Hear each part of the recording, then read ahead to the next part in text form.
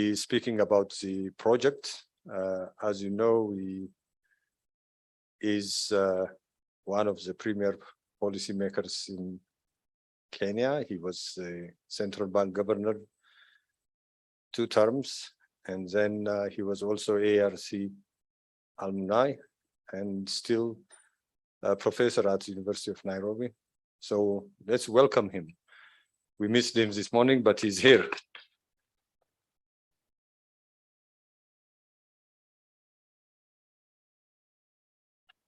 Thank you very much, Abebe, and good afternoon, everyone. I was supposed to actually say good morning. We had agreed by last night that I'll come and open the meeting around 8. Given that I was pulled into several meetings that I could not say no.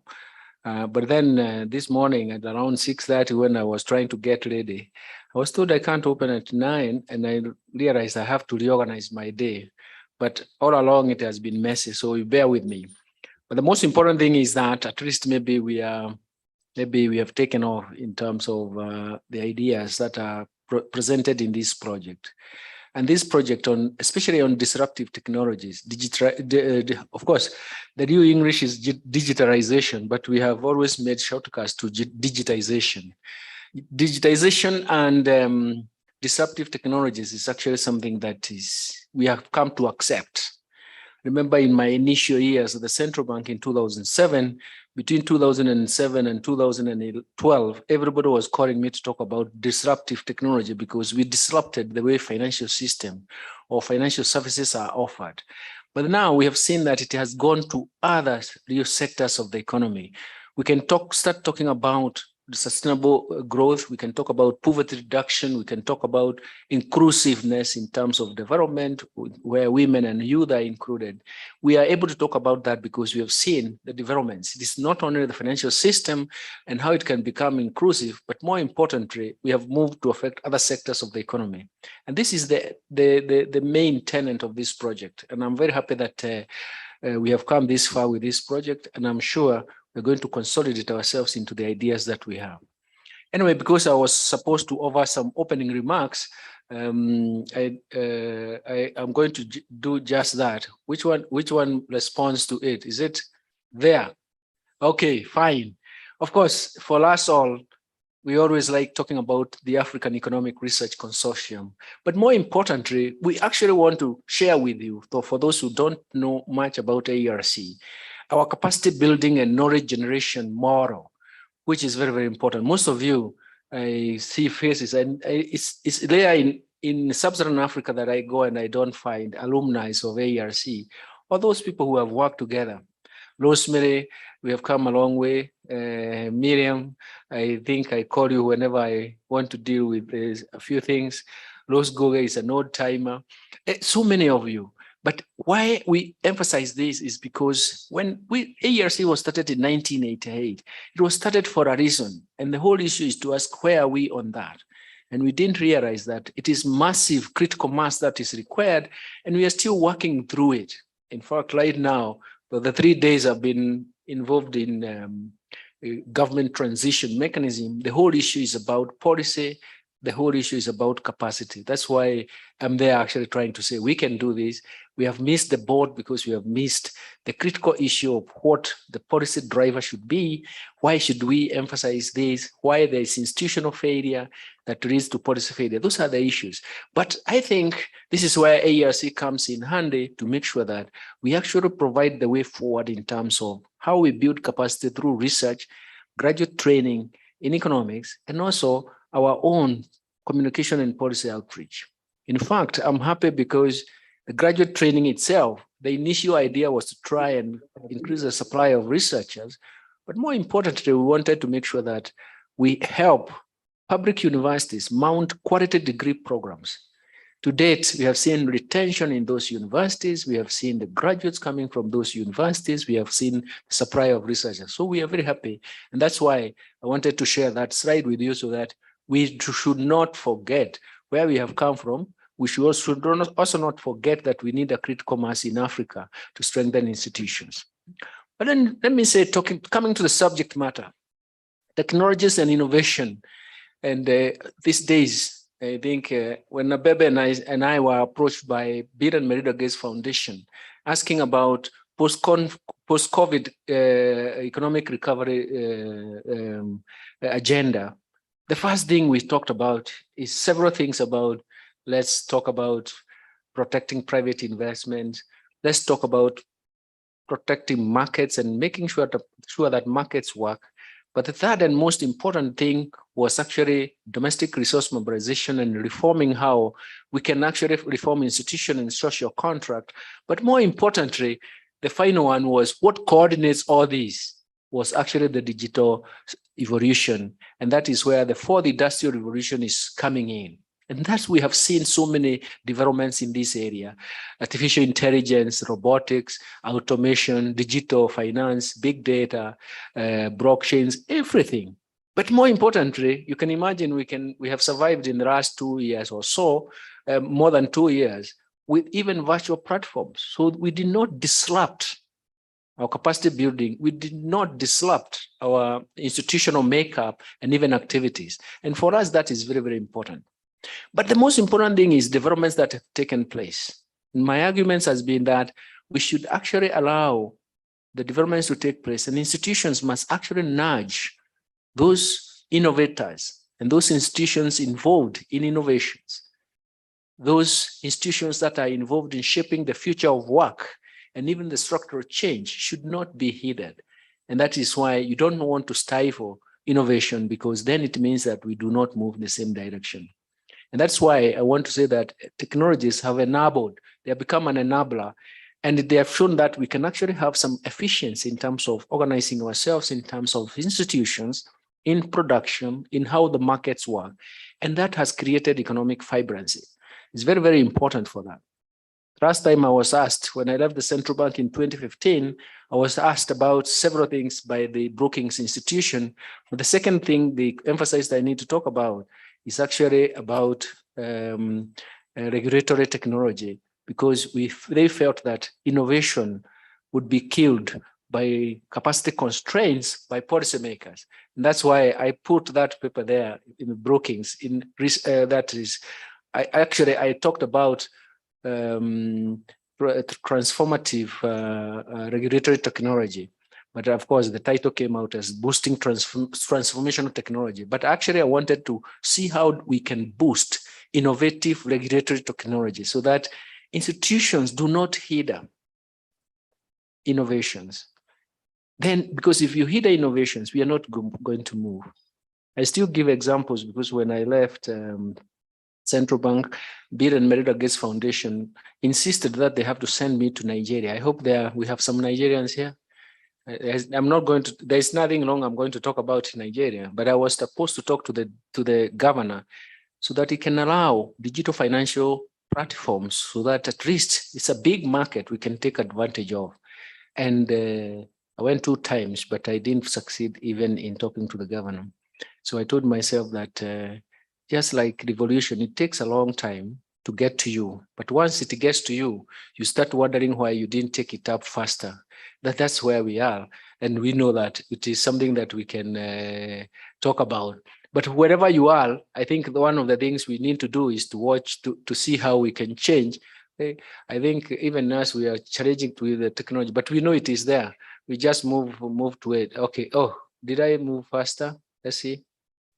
I moved faster. I'm even saying Asante San. No, don't worry. Okay. Is that no? Okay. Sorry, I've seen it. I think it is moving faster than I thought. Anyway. Okay. Is that okay? Let me. Okay, that's where we were. So we have collaborated with ERF, and there are 2 framework papers that have been presented here, and 5 country case studies. And for you to understand why we organize ourselves that way, is in ARC technology or terminology, we call it collaborative research project. What we do is that we identify a topical project that can actually be fertile for policy adoption and even policy analysis, and can lead to a lot of examples in terms of what we need to do things. And we want to identify the key experts in that area who are going to develop the framework papers. And then we want to identify case studies. So those case studies will be guided by the framework papers. So here we have two two framework papers and 5 case studies. And we want to look at the impact of digitization or digital evolution and disruptive technologies across Sub-Saharan Africa. And the studies themselves also examine the political economy of issues surrounding the role of disruptive technology. You know, institutions are very resistant, and that's where political economy comes in. Most of the time, you feel that you will lose because of technology. I remember we had an argument some times back. We had Alliance for Financial Inclusion. It's a financial inclusion that coordinates financial inclusion policies in Africa, Asia, and Latin America that we started in 2009. We had arguments in Mozambique when we had a forum. And the whole issue is that nobody could understand how banks cannot maintain minimum balances. You can imagine that was an argument that lasted almost an hour because the bankers could not agree. My point was that when you have minimum balances, then you exclude most of the majority of the people whose income is not well defined. That is, they get low income, and even the flow of that income is uncertain, isn't it? And then you want to fix me and to have a minimum balance. And I gave my own example. I was teaching at the university. Rosemary, you remember those days, my bank was somewhere in town. And when I left and I wanted to go to another bank, I told them, how do I maintain my current account? Oh, you'll be sending some money for ledger fees. He said, are you a taxman or a bank? Because just imagine, this is not doing anything positive for me. But anyway, the debate that you can actually have an account without minimum balance, in other countries, I don't think is acceptable. But in Kenya, nobody can even give you a minimum balance because you're going to take off.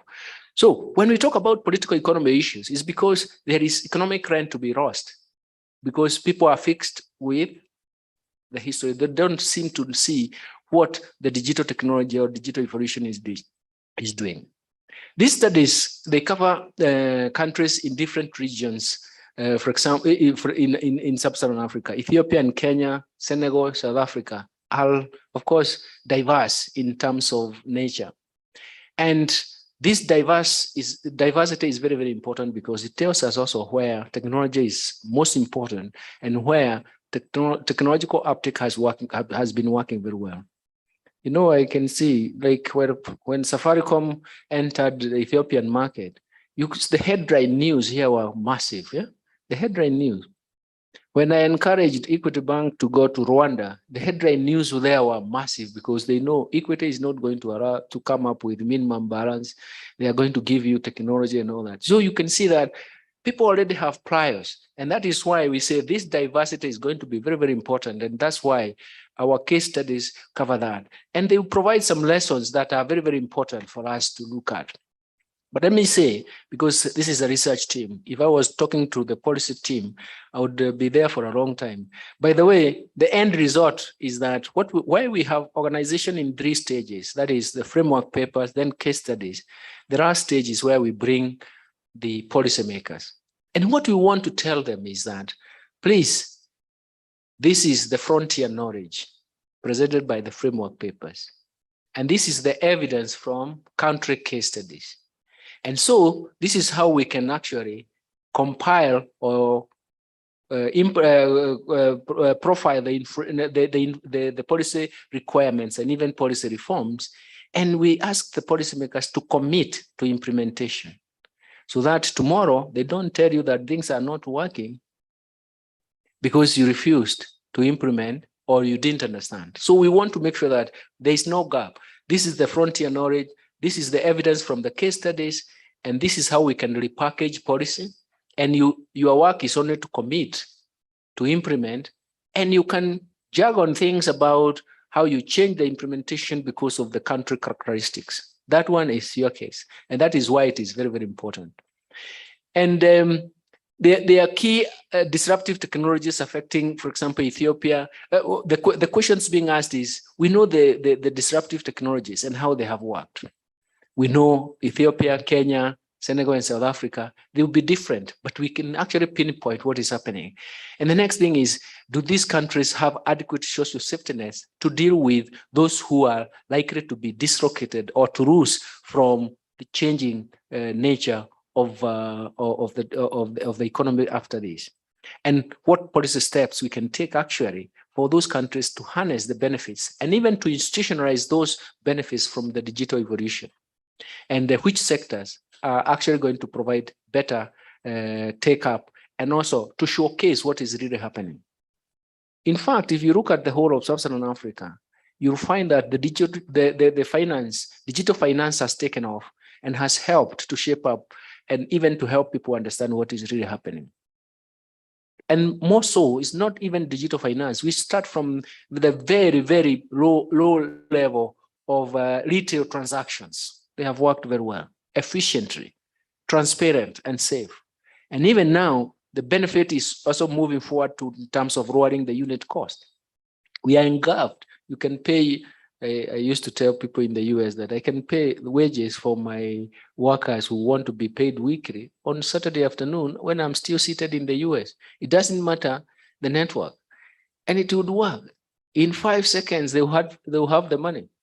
I remember one time I was talking to when I was just about to leave the central bank, I was invited by the US Treasury, and the US Treasury then, Jacob Dew, was telling everyone that at midnight in Kenya, you can pay a taxman using your mobile phone. But what are you really doing? You're actually withdrawing your money from your account and transferring your money to the taxman's account, isn't it? So it means that the bank is earning ledger fees 24/7, isn't it? And they were saying, we can't do that in Washington, DC. But in Nairobi, they are doing that. So you can see the benefits. But the other thing is that, will the countries have infrastructure and enabling environments required to take full advantage of the digital evolution? Yesterday evening, I was, from around 4, I was talking to health, consumer protection, is it international consumer protection, something in Switzerland. We had a virtual meeting. And one of the things they asked is, what are the 4 things you need to emphasize on? And I started with infrastructure. The physical infrastructure is important for the private sector to develop the core infrastructure. You know, we have fiber optics, but what Safaricom did was to develop M-Pesa. Others came in with Airtel money, everything. But that M-Pesa and all those are core infrastructure, but the physical infrastructure is very critical. But also the physical infrastructure makes sure that nobody is left behind. And that is where we are. That is why I'm talking about infrastructure as an enabler. And the second thing is, how do we protect the market? We need to issue electronic IDs. It is going to protect the market. And the third thing is, everybody wakes up and talks about interoperable payments platform. I don't disagree. But I always say that there is first mover advantage. And how do we solve that? You can't replicate physical infrastructure. You can come up with leasing arrangements that will make interoperability work. But interoperability will enlarge the market and lower unit cost. It's not to capture the market share. In Kenya, there are some who believe that it's market share. You can capture the market share. The market share will be captured by the products you roll on that platform. And finally, I argued very strongly that was yesterday, and it's also in my papers, that you have to have capacity so that the regulator and the regulatory institutions and government do not stifle innovations, and they need to nudge to protect the market, but also nudge the market to the optimal path. That is why, will countries have infrastructure and enabling environments required to take full advantage of the digital revolution? That is why that point becomes very, very important, and we can pick it up from there. So, as I said, the project has 2 outputs, and they have realized them. One of them, I'm sure they have been presented. I was supposed to be here in the morning. Sorry about that, but I led a bit of those papers. It's actually to come up with the framework papers. And the first paper is the structural transformation in MENA and Sub-Saharan Africa and the role of digitalization. That is by James DeMero and Jean Mark. I am sure those who are going to the case studies have realized that they can use that study. Of course, don't worry about the construction at top. Yeah, the second paper was the digitalization in MENA and Sub-Saharan African region, which is a comparative analysis by Professor Isaac and Mark Dutz from the World Bank. I think the World Bank has been a great support in this area. And once they understood what is happening, especially in financial markets, things have worked very well.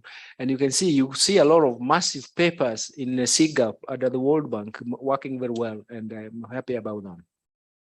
So essentially, those are major outputs in terms of frontier knowledge. And then the 5 country case studies, I don't need to go through them. It's the product of that, guided by that. But the most important thing is to make sure that once we have this regional forum, then we can actually prepare ourselves towards the sharing with the senior policymakers. And bringing the policymakers together is always very important for us. We make sure that it works. And this is the stage where we are now in this forum, that we want to make sure that the policymakers understand and how we want to make sure that this forum takes advantage. When we share policies with the policymakers and even showing them where the frontier has gone, they actually start rethinking where they have been. And they start now seeing where they should be. But otherwise, it has to be simple and very applicative, because we don't also want them to fear. I've been in that. I thought I had, after 6 years, after leaving Central Bank, after 6 years, I thought everything has worked well the way I thought things should work. You know, I went to the Central Bank in 2007, and I almost, Rose can tell you, that I was asking, am I in the right place? Because I'm asking people, how do you make monetary policy? And the story I get is that I'm not so sure. My colleagues outside were telling me, Jugona, you stop behaving like the teacher in you. You are not there to teach people. But I said, if I don't do that, I'm going to die very soon, because essentially how they are doing and how they are reasoning is out of this world. Last week and this week, I've seen the same.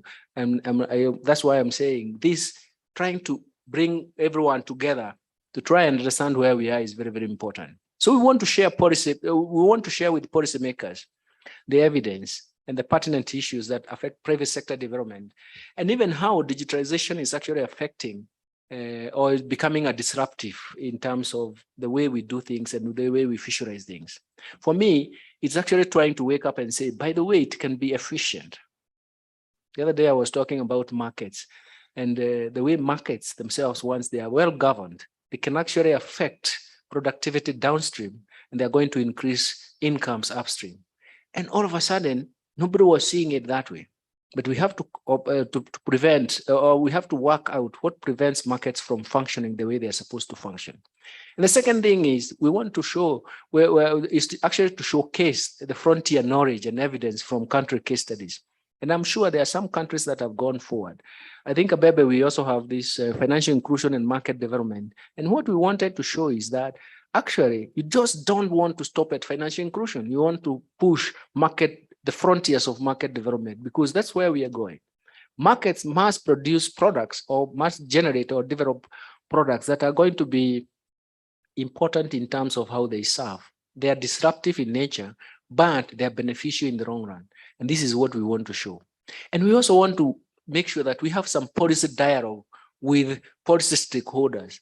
One of them is knowledge enhancement, and the other one is actually to make sure that we have evidence in terms of how the economic is working with digitalization, and that can also be fed into policy making processes.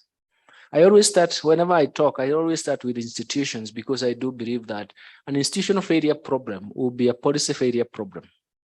So why we are not getting where we are in Nigeria? Because there is an institutional failure problem. I fail to understand. I was reading my friend's Stephen Dacon's book, and he was showing that poverty has become rampant in Nigeria. And what is the problem? We can map out that. In any country that you go, when you see poverty, or even what people call corruption, you know there is an institutional failure problem. But anyway, we wanted to showcase, and that for us is very, very important. And I've said more than I was supposed to say, but in East Africa, we say Asante Sana, but it actually means thank you very much. That article that I showed in Brookings that was actually published in 2017 became a hit. By the way, I was requested that it should be translated in French. It's good for our Francophone Africa. And then after some time, then he told me, can we translate it in Spain? I said, in Spanish, I said, it's fine. So it is because it is good for the gatekeepers, the institutional leaders. They are the gatekeepers. If you have a hostile gatekeeper, you cannot enter the room, isn't it? And that is where the problem starts, because an institutional failure problem starts there. So thank you very much. And I beg pardon for not being there in the morning. Actually, we had agreed with the scholar that I would open at 8 o'clock. So I slept with a focus to my agenda. And then I was reorganizing all the other things.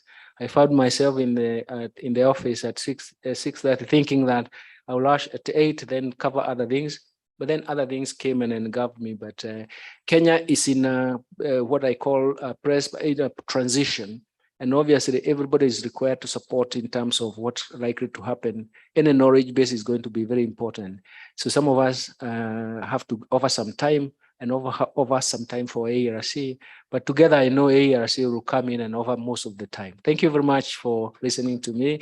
And I hope, initially, I was supposed to say, this meeting is officially open, but I've already been overtaken by time. The best thing is to say, let's good luck with the rest of the activities. And I'm sure I'm going to, this is not the end thing. We are going to continue in this space, because until policies are working, we cannot rest. Thank you very much and good afternoon.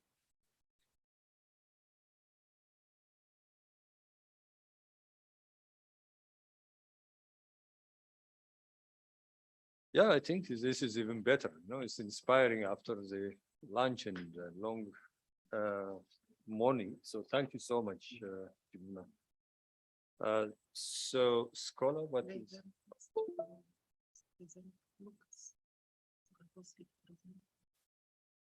Okay, why don't you lead? Yeah.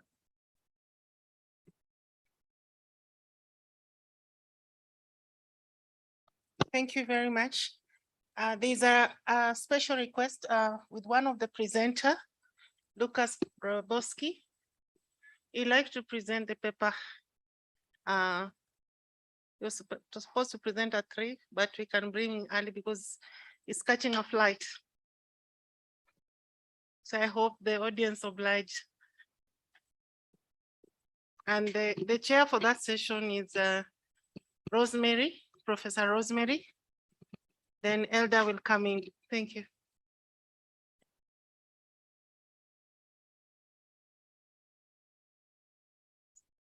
The last presenter of the day, Lucas, is presenting, is online and is presenting from South Africa. Hello, everyone. Can you hear me? Hello, can you hear me? Okay, so I think then we can be ready to welcome the next presenter.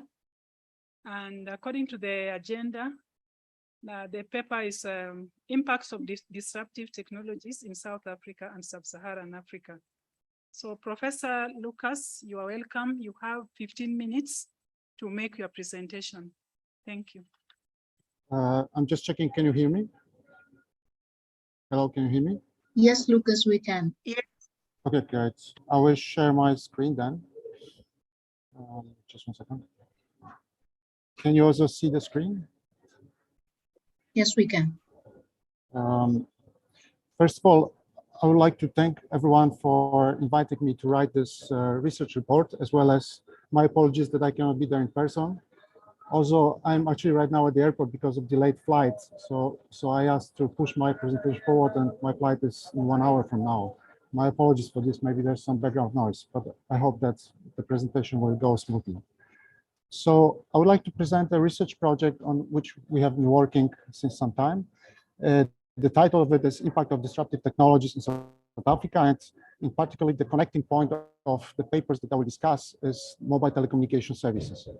So I think that mobile telecommunication services are really the key technology that change lots of play field in the last years. So not only for consumers, but also for many industries with all the new products that are available, and especially in African countries where there's no other alternative technology. So just to start with motivation for this research papers that I will present. So first of all, there's a shortage of research on how people in African countries use mobile phones and internet to access different mobile services, and consequently how this impacts the well-being of people as well as functioning markets. And this is largely due to the fact that there's no data easily available that would be like individual level information. There's some data that is collected. It's usually very expensive, but as I say, it's limited. And it also hasn't been collected with research questions in mind that are meant to deal with the issue of disruptive technology. So we have to rely on what is available there. Just to say that African countries are not only a place where data is limited, it's also limited in Europe and elsewhere. The issue here is that obviously, it's, as I said, it's costly, it takes time to collect such data. In case of data available from firms do not want to collaborate in providing such information, so we have to really rely on surveys. At the same time, in European countries, some of the issues I will discuss are maybe less of a problem. Therefore, it's even more important to collect such information in African countries.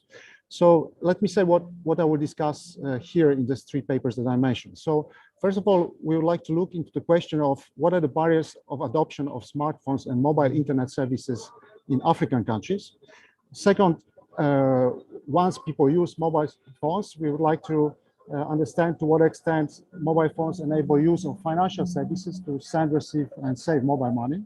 And third, we would like to understand to what extent mobile phones enable people to maintain, find jobs, and participate in labor markets. So these are all very selective questions, but first, because of the data that is available, some questions cannot be addressed. So once we have some data that was collected, not mainly for the purpose of addressing these questions, then we have to find a question that can be addressed using such information. Nevertheless, so let me start with these three projects, and I will not discuss this in detail. The three accompanying papers that have all the estimation information as well as models that are being used. I will here just focus on the main idea as well as on the main results. So first of all, with respect to the question of smartphones and digital divide, it is an important socioeconomic question and problem that was already raised earlier today, that there are substantial differences between rural and urban areas, as well as poor and rich people in terms of access to internet technologies. And this widens the gap further. The problem is more severe in African countries. In South Africa, maybe less, but there the problem is that there has been some fixed line infrastructure available. So some people have access to it, mainly those who are privileged in the previous system. Some are disadvantaged. In other African countries, it's all about urban versus rural areas, depending on the geography of the country and so on. So there's substantial differences across the country, and mobile telecommunications can mitigate to some extent these problems. It's cheaper to deploy. Also, with each stage, which technology, 3G, 4G, 5G, it also becomes more efficient in terms of what can be done with it, and so on. So the question that we try to ask here is to what extent factors such as network coverage in first place, affordability of smartphones and mobile devices, so prices of smartphones, and the cost of mobile data play a role in adoption of smartphones. And we use a very detailed data that actually comes from one of the firms in South Africa that covers period between 2016 and 2018. We estimate a series of discrete choice models. I will not go into details of this, where we also consider that when people make decisions which device to adopt, they may be forward-looking. So the issue here is that, as with many durable goods, people may be myopic. They just see something, decide based on quality and price, or in case of technology, they might postpone the decisions if they think the prices will go down. So this is also a bit academic exercise to develop a model like this. So we allow for dynamics in the model.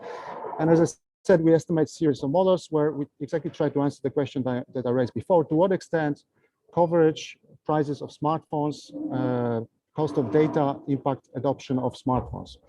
And what we find is the following. So the paper is finalized, but obviously it needs to go through another series of revision. We find that what matters most is coverage. So we find that based on our data, we conducted some counterfactual simulations where we covered the whole country artificially by LTE technology, then adoption of smartphones among poorest members of the population would increase from 57% now, which is still very high, as you see, to 76%. In case of richer population, this adoption would be marginal increase from 81% to 82%.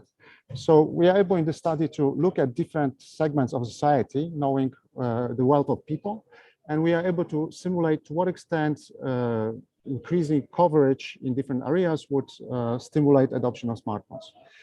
When we look at the impact of prices of smartphones, this is surprisingly to us rather small. So we find that, for instance, while we cannot artificially decrease prices of smartphones, but for instance, if we would allow a policy that wouldn't put any VAT tax on smartphones, so it would be like a drop in prices by about 15%, and we see that this increase in adoption of smartphones among poorest people would be rather small, basically from 57.1 to 57.7. In case of richer population, so is this typo here, this would be also marginal from 81.1 to 81.7%. So the bottom line of what we find is that what matters most is actually coverage by LTE technology or whichever technology comes next. This is what matters for adoption of smartphones. It seems that people are willing to pay whatever prices they have to pay for smartphones, and say dropping prices of smartphones by 10 to 20% wouldn't be such a big game changer. So we also can say that actually there are no dynamic effects in the setup. People are really buying smartphones like a commodity. They need it, they buy it. And as I said, even poorest people are willing to accept paying higher prices because they have to. So this is the first study that we conducted. The second study now looks into use of mobile money and financial services. And in this case, we use the database that was already mentioned by Isaac, Research ICT Africa data, and it covers number of sub-Saharan African countries. So we don't focus on South Africa because all the countries are there. There's more variation between countries, so it's nice to identify the effect. And what we look here at are two things. So one, which is similar to the previous study, to what extent coverage by infrastructure incentivizes adoption of smartphones. And second, once people adopt smartphones, to what extent distance to physical infrastructure impacts use of the services like financial services, mobile money services. The advantage of this data is that, which was also the case of the previous data, that we know the geolocation of people. So we know where they exactly live. There's also publicly available database of different infrastructure that are available in Africa and other countries, things such as distances to roads, to banks, to ATM, to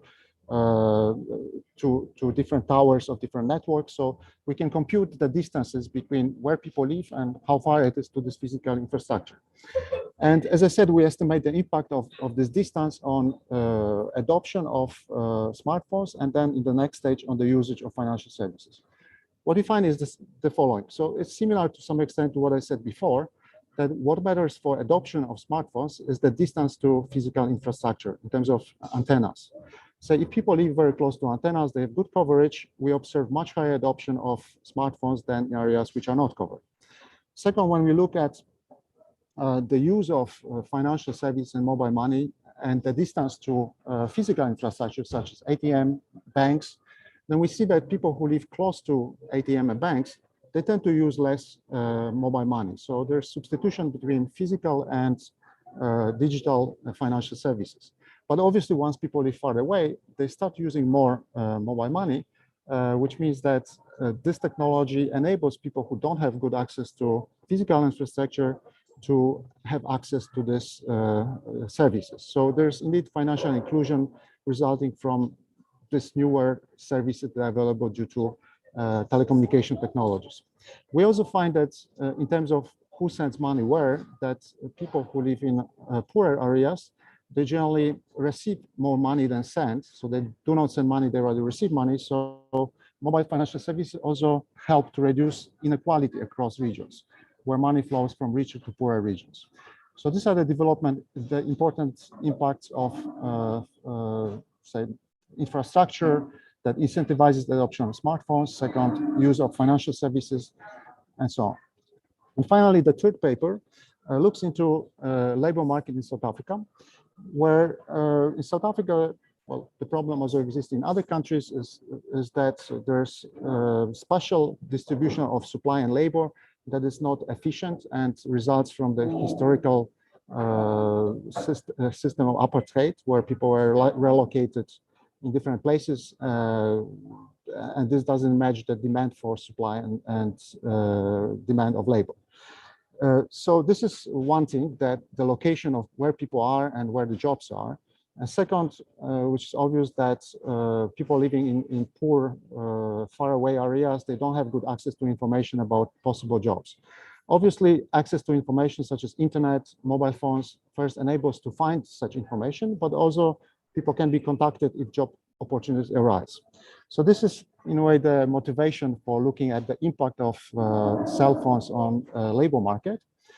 And here we use a very detailed labor market survey that has been conducted in South Africa since almost 15 years. The data spans over 2009 to 2017. It tracks the same households over time. So we have information about what do they have at home, so including, say, internet or smartphones, as well as whether they were employed or not. So we can look at the dynamics of employment and the dynamics of adoption of technologies. And what we conclude is that say in the group of people who are unemployed, when people are unemployed, those who have cell phones, it's easier for them to get employment than those who do not have cell phones. In that sense, we argue that possession of smart cell phones or technology enables people to switch employment status from unemployed to unemployed.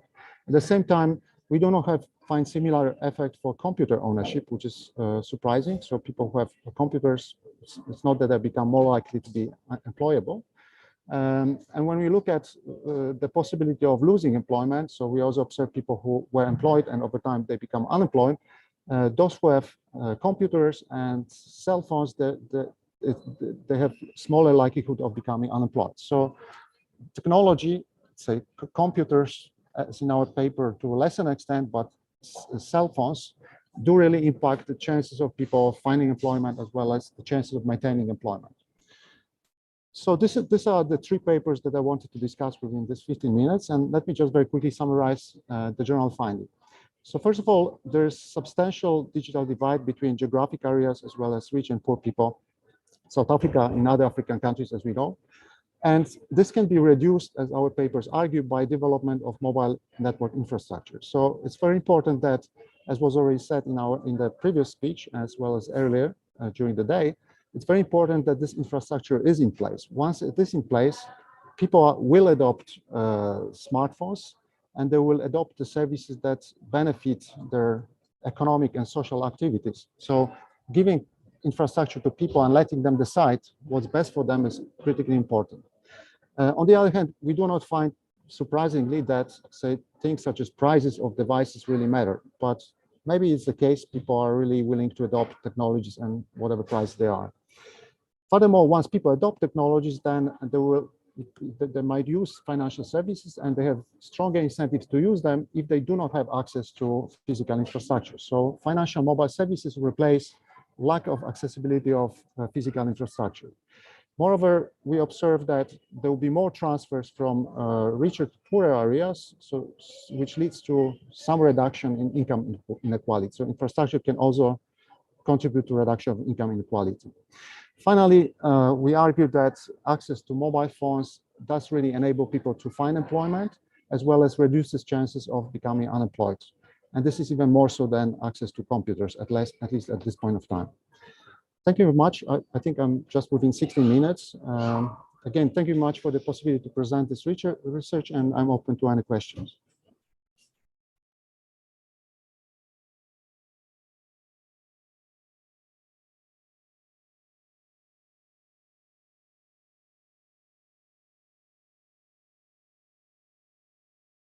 I think I cannot take the question.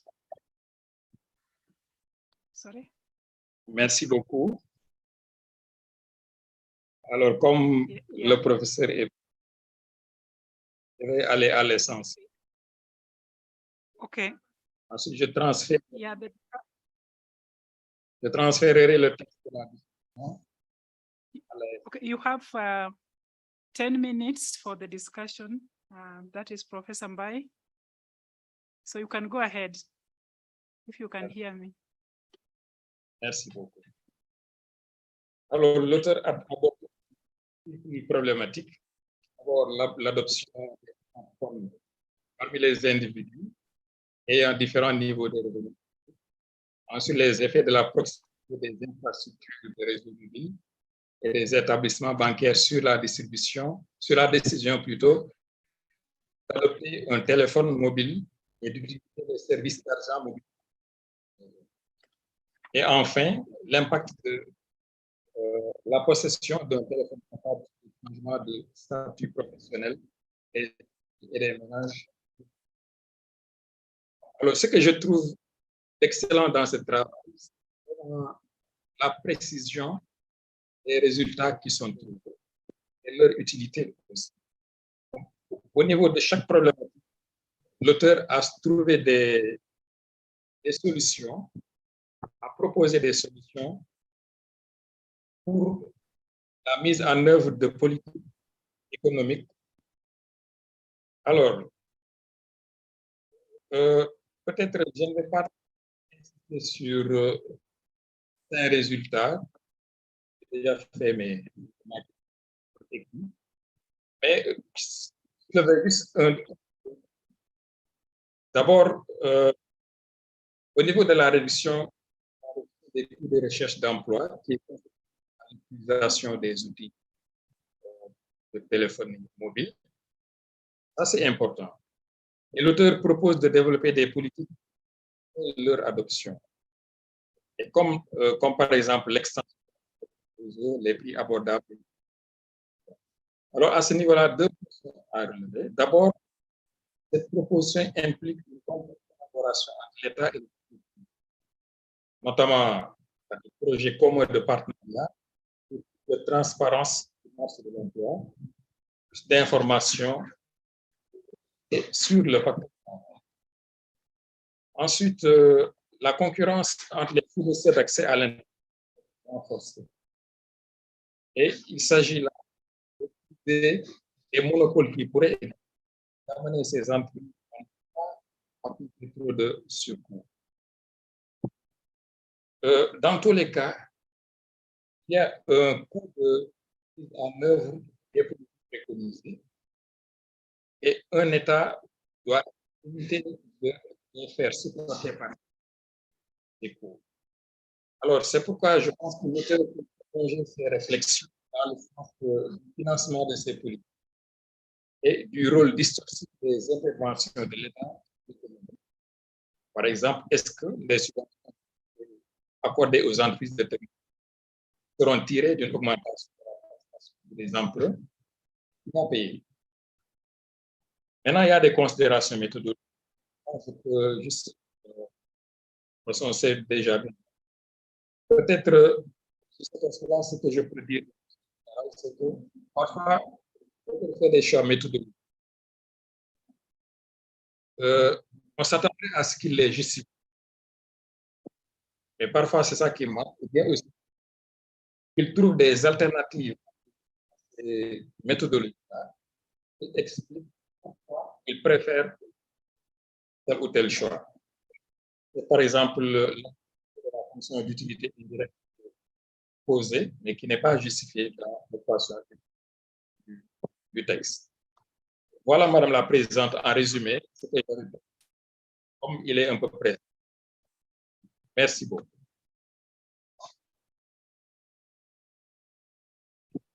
Yeah, thank you very much, Professor Mbai, for that very clear discussion of the paper. I think before we go to back to the presenter, maybe if we have inputs from the audience, from the floor, we can take the comments, observations. Yes, there are.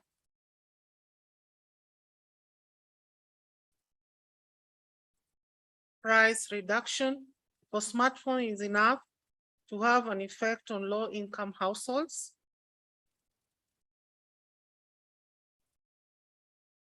That's the question for Lucas.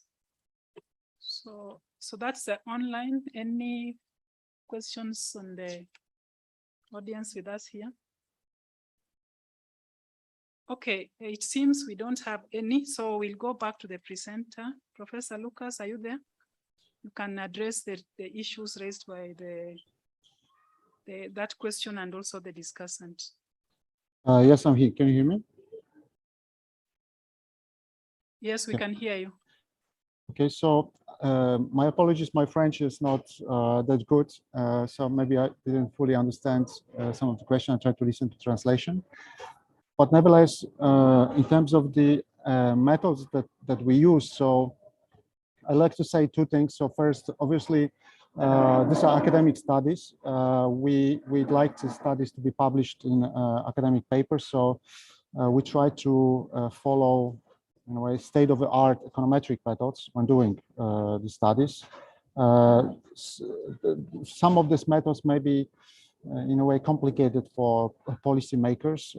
Say, for instance, maybe it wasn't necessary to estimate, as we call it, dynamic model of adoption of smartphones, which actually we showed that maybe it's not necessary. But the choice of the methods is driven by these two things. So first, we try to model to in the best way possible the behavior of people. So all these three studies, they use individual level information.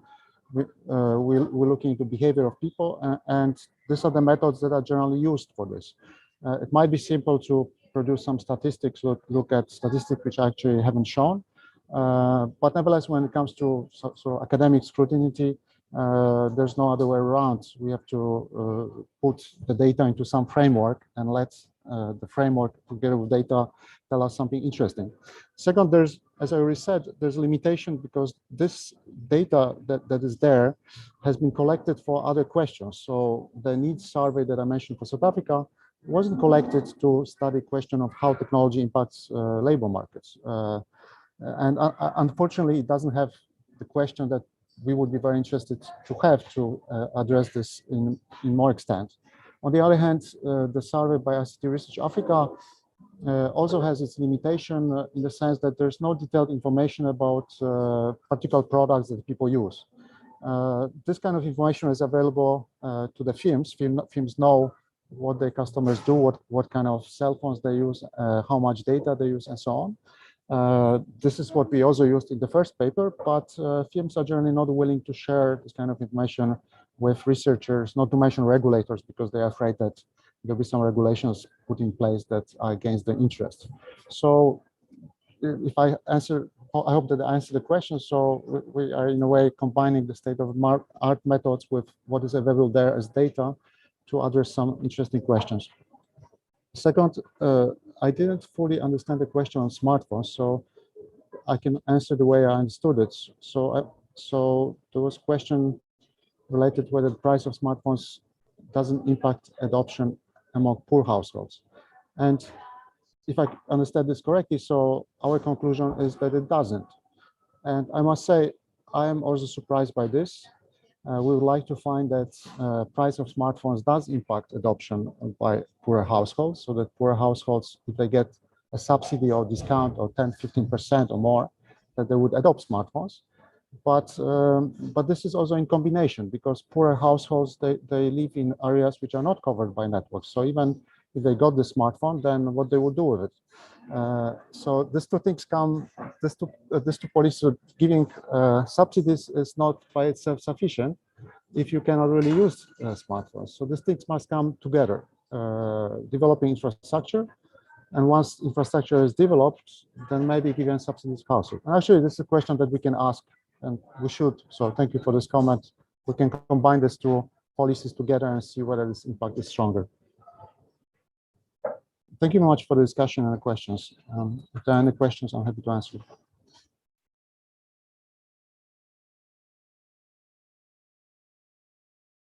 And thank you also the discussant. So following in the tradition that was started in the morning, maybe we can give them some applause and just to acknowledge their efforts. Okay, yeah, so thank you very much. I think now we can go back to the first presentation, the one which was postponed. Is that the one by Elder. Elder, Boaz, Boniface, John, and Violet? I hope they are available and ready. So the floor is yours. You have 15 minutes.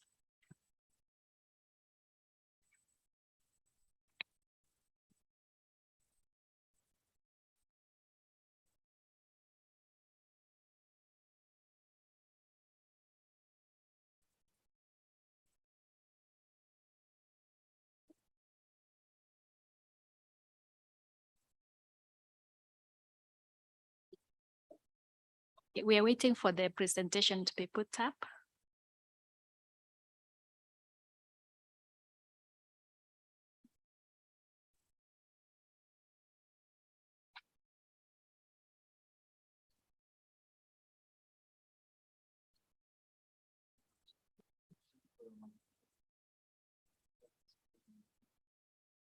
Yeah, they're waiting for the presentation to be uploaded.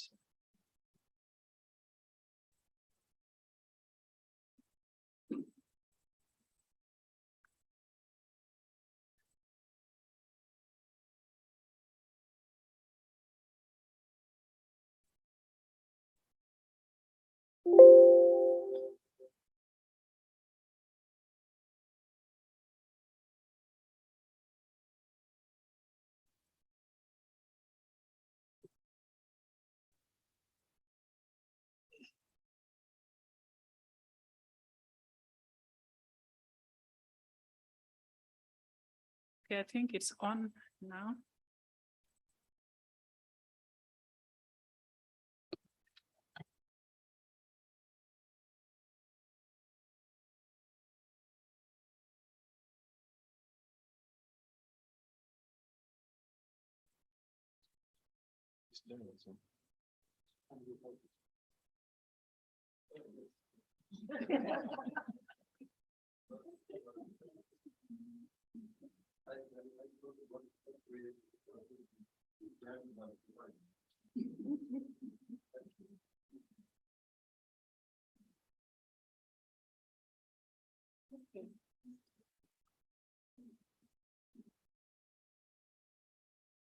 Thank you. The presentation we are about to make focuses on disruptive technologies, agricultural productivity, and economic performance in Kenya. This was the case for Kenya. And the first question we ask is why the disruptive technologies? From the morning, we've heard what constitutes disruptive technologies. And these are innovations that make substantial change in the way consumers, industries, and businesses operate. The first thing that disruptive technologies do is they are superior. They can affect farms by making them either emerge and produce more and new products, or improve productivity and expand economic activities and hence performance. So in this paper, we focused on the second part, and that's why we are focusing on agriculture in terms of its productivity and hence its impact on economic performance of the country. We know that in Kenya for the last 3 decades, there has been major investments in technology and innovation. And ICT is one of the sectors that is expanding quite fast, constituting around 8% of the GDP. We have the digital economy blueprint, which has 5 pillars. The first one being the digital government provisions. We have the digital businesses, and that's where e-commerce is categorized. Infrastructure expansion, innovations also in skills, as well as in innovations that drive various entrepreneurship activities. We have under infrastructure major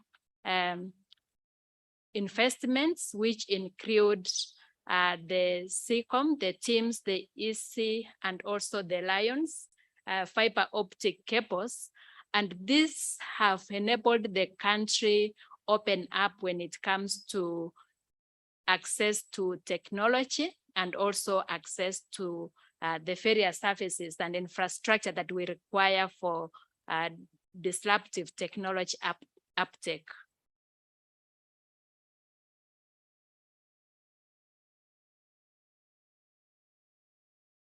In the case of agriculture,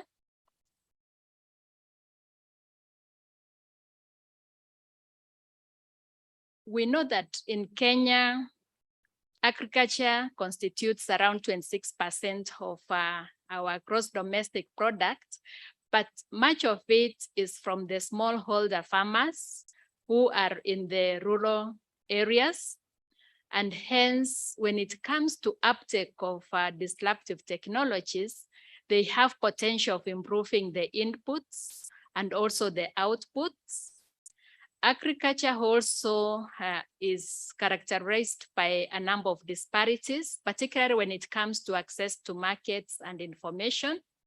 We also have issues to do with climate change, and hence the need for uptake of disruptive technology innovations. And here we are talking of applications that are coming up in the space of agriculture, relating to, for instance, data. We also have uptake when it comes to the farm inputs that the various farmers use. And also this requires high-level skills and also ICT technology. So this work then endeavored to look at where are we in terms of the uptake of technology in agriculture. And here we are looking at the nature of disruptive technologies. We then look at the factors that affect the uptake and also the performance, as well as productivity in agriculture. We go further to look at the enabling environment in agriculture and what Kenya can do to benefit from the use of disruptive technologies in the sector of agriculture.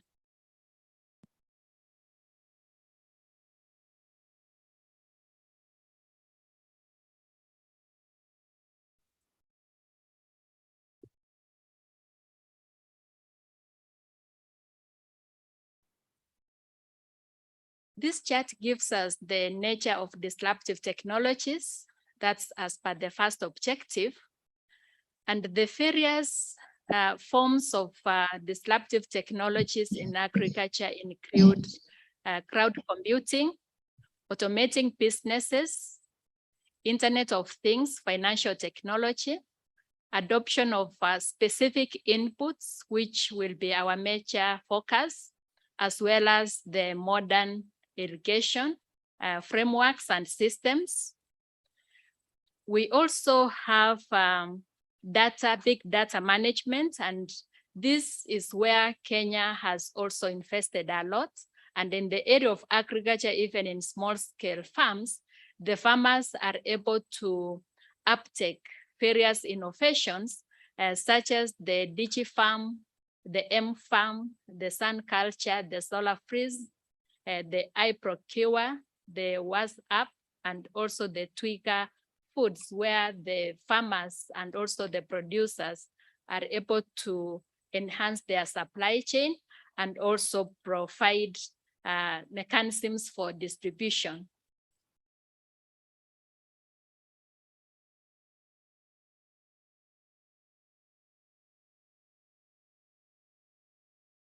This work used two models. The first model is the one on agricultural production. Another one is on economic performance, where we are able to estimate the impact of various forms of disruptive technologies on agricultural productivity and thereafter on economic performance. We use the growth model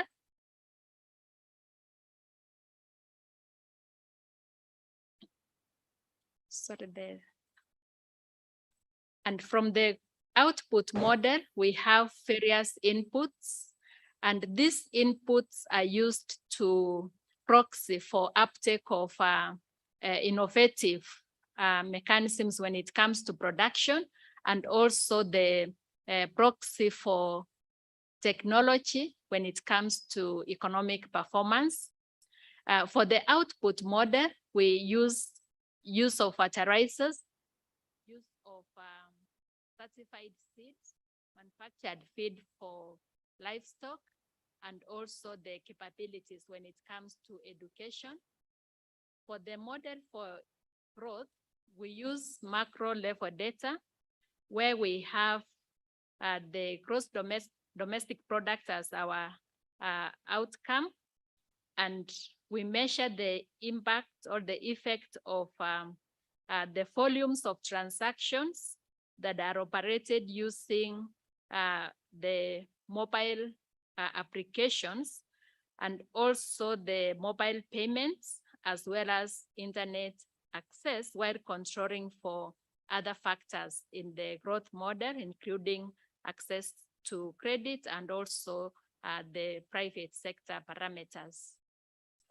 The data we've used comes from various sources, both from the national sources and also from the household level for the productivity in agriculture sector model.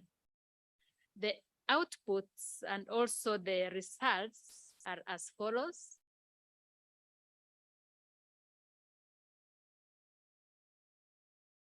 We have an observation whereby use of fertilizer was found to have a significant and positive impact when it comes to agricultural productivity.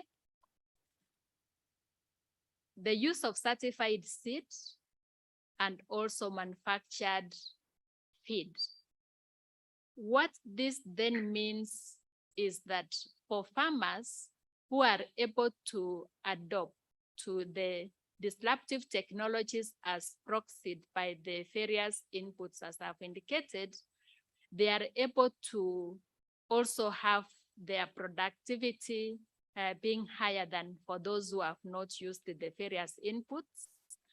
At the same time, given that the majority of the farmers are smallholder farmers, then innovations, including the use of the various inputs like certified seed, could have potential for improving their productivity.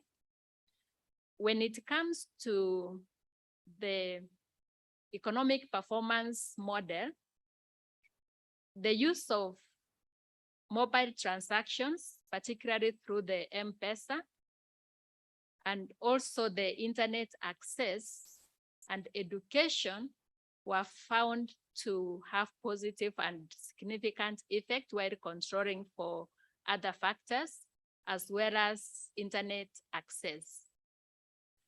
Which then brings us to the point of trying to understand, given that in the agricultural productivity and economic performance models, there's a positive impact that comes from the use of various proxies for disruptive technologies in the sector.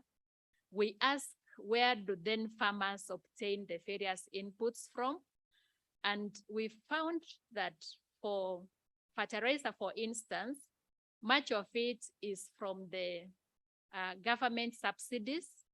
And from the government subsidies, it is possible then to improve agricultural productivity if farmers are supported, given that most of them face various challenges when it comes to climate change, drought, and floods. They could be supported through the innovative use of the various applications and inputs to improve their productivity. When it comes to seed, most of the farmers were using certified seed at around 89%.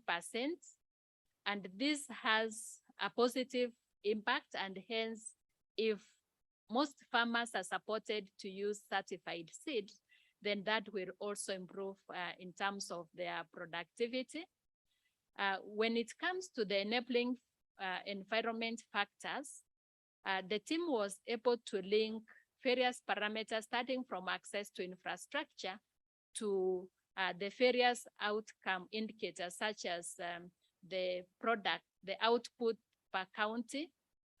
And here, the first indication is that as much as the country has higher uptake in terms of use of internet and also the access to internet, there are counties that have been left behind, and these counties will need to be supported when it comes to access to internet connectivity and also access to electricity. When it comes to opportunities of use of capacities, and here we are linking the connection between the various counties and also the inputs. And here we are looking at education, for instance. The capabilities tend to vary across the counties. We have counties where their levels of education are higher compared to others. And for these counties where the level of education is higher, they are able to also uptake when it comes to access to internet and also access to other disruptive technology applications. We also tried to look at the link between the years of schooling and access to university education. There are major disparities where counties like Nairobi, the counties like Nyeri, in the central region, they have higher levels of per capita and also higher levels of education, which then has implication on the uptake of disruptive technologies. Those counties have higher level of uptake compared to counties in the northern part where the uptake is low, and also their education attainment is relatively low. Another indication is that when it comes to education, over 42% of the population have only attained primary education, and there is a major move to having a higher access to secondary education, where we have 100% transition, and that will also improve on education as being one of the capability parameters when it comes to uptake of disruptive technologies. Counties that are doing much better off in terms of average years of schooling rate to Nairobi, Mombasa, but we have counties like Mandera, Kwale, Wachia, where the years of schooling are less than 6 years, which then means need to look at how the capabilities can be enhanced for them to uptake in the various innovations in productivity of agriculture and also in disruptive technologies, irrigation, use of mobile telephone, higher education, and also reducing the digital divide. When it comes to policy implications on ICT, the first entry point will be the area of enablers. And here we are talking of ICT infrastructure, because it's one thing to have the heavy infrastructure, like we have had the fiber optic cables, compared to what we have in counties, which we think they might be left behind. If we look at the digital divide, then it will be important to see how equitable is infrastructure for disruptive technologies, for that to improve agricultural productivity in those areas. Another area is in skills development, supporting private public sector partnerships, particularly in skills development, looking at the legal and policy frameworks, going further to have supportive online learning, because if we have low levels of attainment in some areas where the uptake is low in terms of disruptive technologies, then one option is to enhance the skills for the youth in those areas so that they are able to use the same in agriculture. Communities of practice will also be important. And when it comes to the critical aspects for the northern part, where we've seen the counties seem to have lower access to the parameters that affect the uptake of disruptive technologies, then the first entry point will be having skills, making sure that there's a higher use of fertilizers and as well as irrigation. And here we also have livestock, where we look at issues of extension services. Another area is to do with promoting modern farming technologies and use of the applications, and finally areas of awareness among farmers, because earlier on, as we found, education seems to play a key role for improving productivity in the agricultural sector and also in the uptake of disruptive technologies. Thank you. Thank you very much for that presentation, and also for keeping to time, just overriding by 1 minute or two. So I think we go straight to the discussants, and the discussant is Dr. Jacob Omolo. You have 10 minutes. Yeah. Thank you very much, Chair. I think to me, the paper is coming at a very appropriate time, particularly for us in Kenya, where we are almost at the point of finalizing our 4th medium-term plan, and the counties are actually working on their county integrated development plans. So it means that the synthesis from this paper, in my view, can effectively be integrated into the national policy framework, but also at the county level. In the interest of time, I will mention just a few things. That one, the study is actually contextualized on the basis, which is true, that agriculture plays a critical role in promoting employment, income generation, and livelihoods. That is actually very important for us. And that we have relatively low levels of agricultural productivity, thereby leading to yield gaps.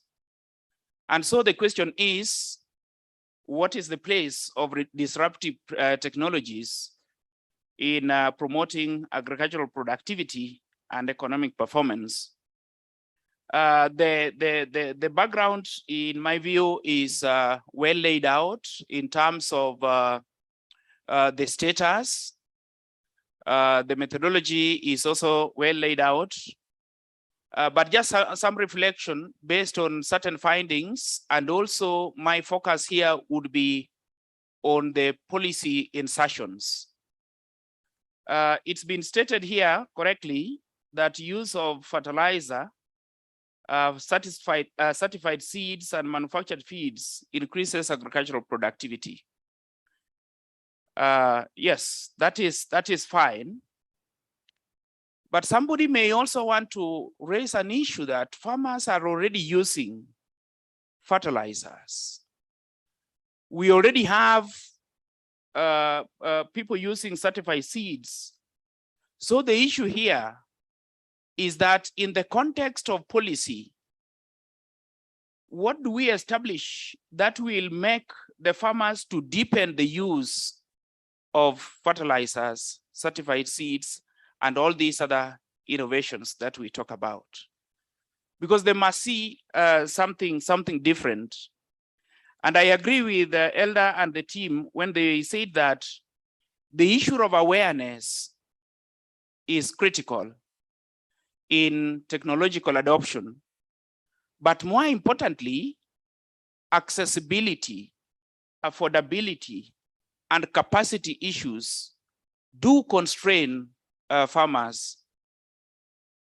So then maybe it was out of the scope of the paper, but then in respect to policy, I would have loved to see what government at the national level, at the county level, and other non-state actors can do in order to address problems of awareness, as you have said, accessibility, affordability, and capacity. But there is also the issue that consideration has been made as if farmers are homogeneous. In agriculture, we have different categories. We have smallholders, we have peasants, we also have medium-sized and large-scale farmers. Do they have differential uptake? And if there is differential uptake, which aspect is unique to each group? So that in terms of policy intervention, then we can talk about targeted policy direction. Maybe for another discussion, but in one of the findings, it was indicated that use of fuel power and crop chemicals reduces agricultural productivity. First of all, just an explanation of what could lead to this, but more importantly, what is the policy implication? Because in respect to policy, we find that there are farmers who are already using fuel power, chemicals, crop chemicals.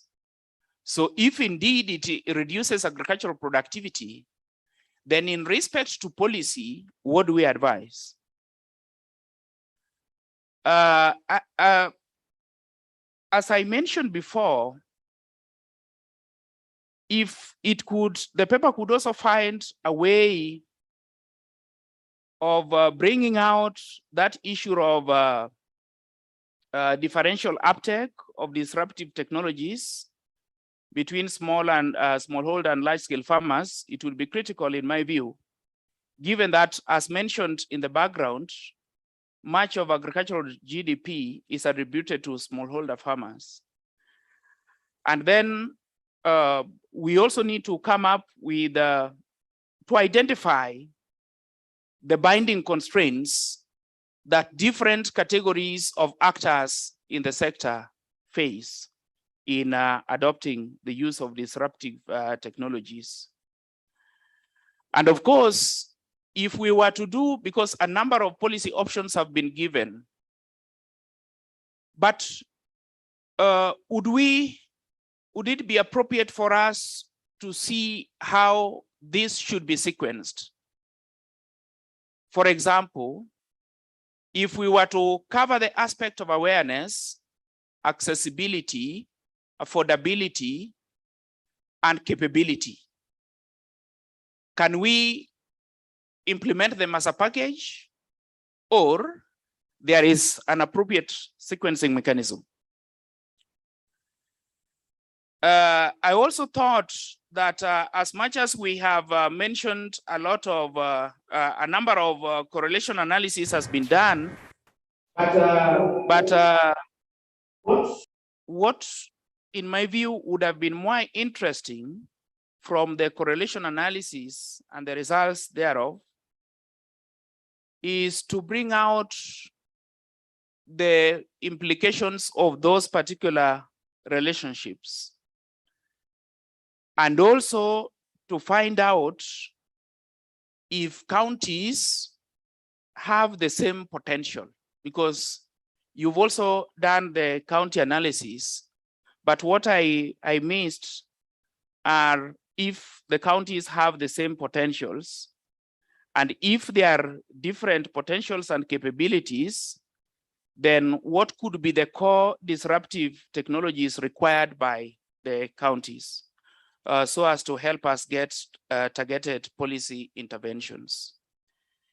Then finally, I just want to encourage that for effective uptake of the research output, I would suggest that the policy implications as brought out be more targeted, and particularly by asking the how question.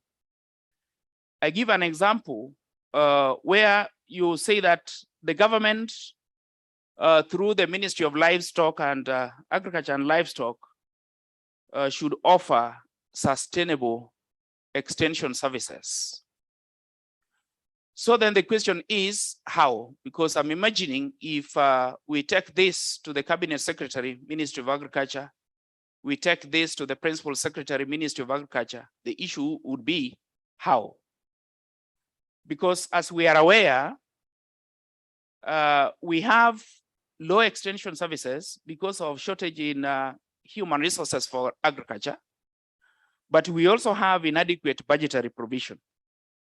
So then the question is, what are some of the possible options? Do we do commodity-based extension?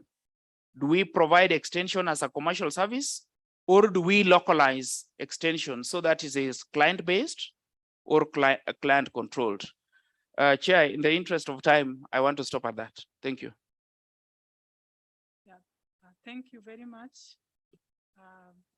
discussant Dr. Jacob, for that. I think you have raised some very critical and useful observations. So I would again open it up to the floor if there are any additional inputs, questions, clarifications before we take it back to the presenters. Yes, Lemon.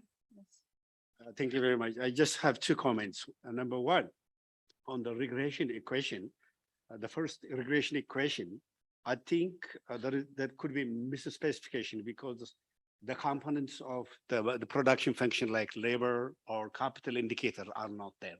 So, then do something about it. The second one, I'm not sure what the dependent variable is. What was it, the second regression? Assuming it is agricultural output, you found a negative statistically significant coefficient for the internet. How do you explain that? Thank you very much. Thank you very much, Lema. Any other question? Okay, so then we can take it back to the presenter, Dr. Elder. You can comment on the observations. I don't think you have to answer everything, but you can just comment on the ones that you can. Thank you. Back to you. Okay, thank you. I also wish to acknowledge the comments on the contribution this paper can make in the Kenyan policy space, particularly in the various planning processes that are going on. And that gives us a challenge to then move faster to have the policy briefs that the discussant has proposed so that we are able to inform the various targeted stakeholders and also the two levels of government, because the paper looks at the two levels and also the analysis covers the two levels, particularly the county level. The question on what comes first when it comes to recommendations, and also the fact that work has been going on when it comes to extension services, but then we need to look at where do we start. That I think points us to going deeper in the policy brief to give some targeted indications on what can be done at the county levels on awareness, on capacities. But when it comes to costs, and this is where affordability comes in, then we ask ourselves, what can we do at that higher level to ensure that most of the local communities have access to these applications, and also to the enablers that we are talking about, like internet, electricity, among others. Then the next set of questions, we look at the level of specification and also try to address that if there's any gap that maybe we left out. There are some variables that we introduced as controls, but we have not brought them up in the results. We'll also bring them up so that there's no indication of any variable that is left out. Thank you.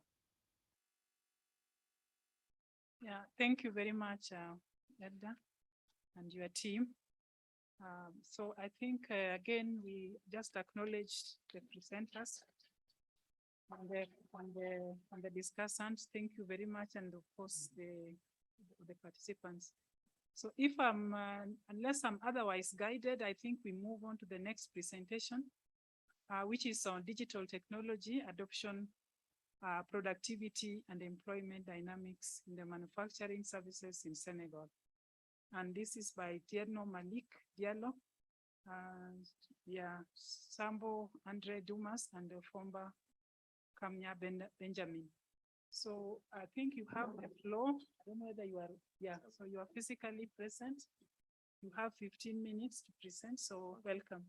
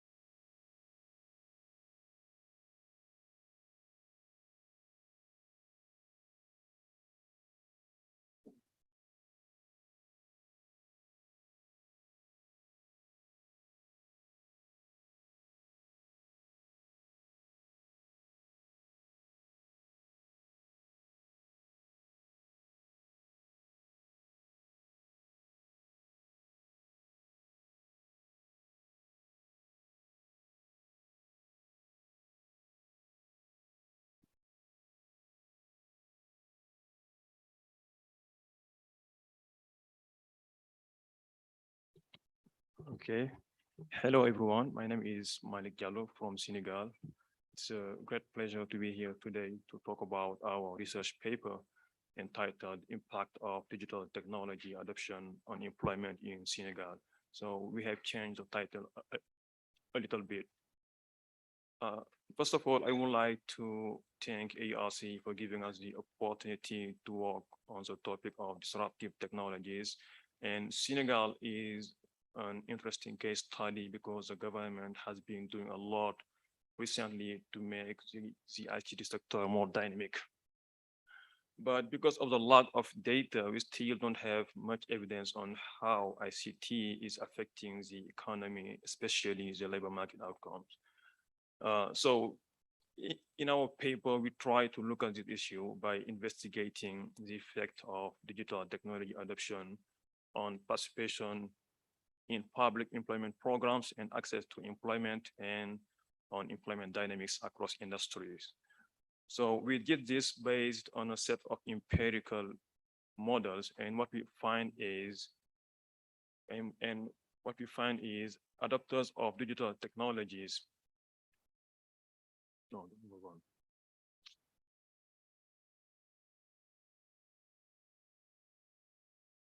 And what we find is adopters of digital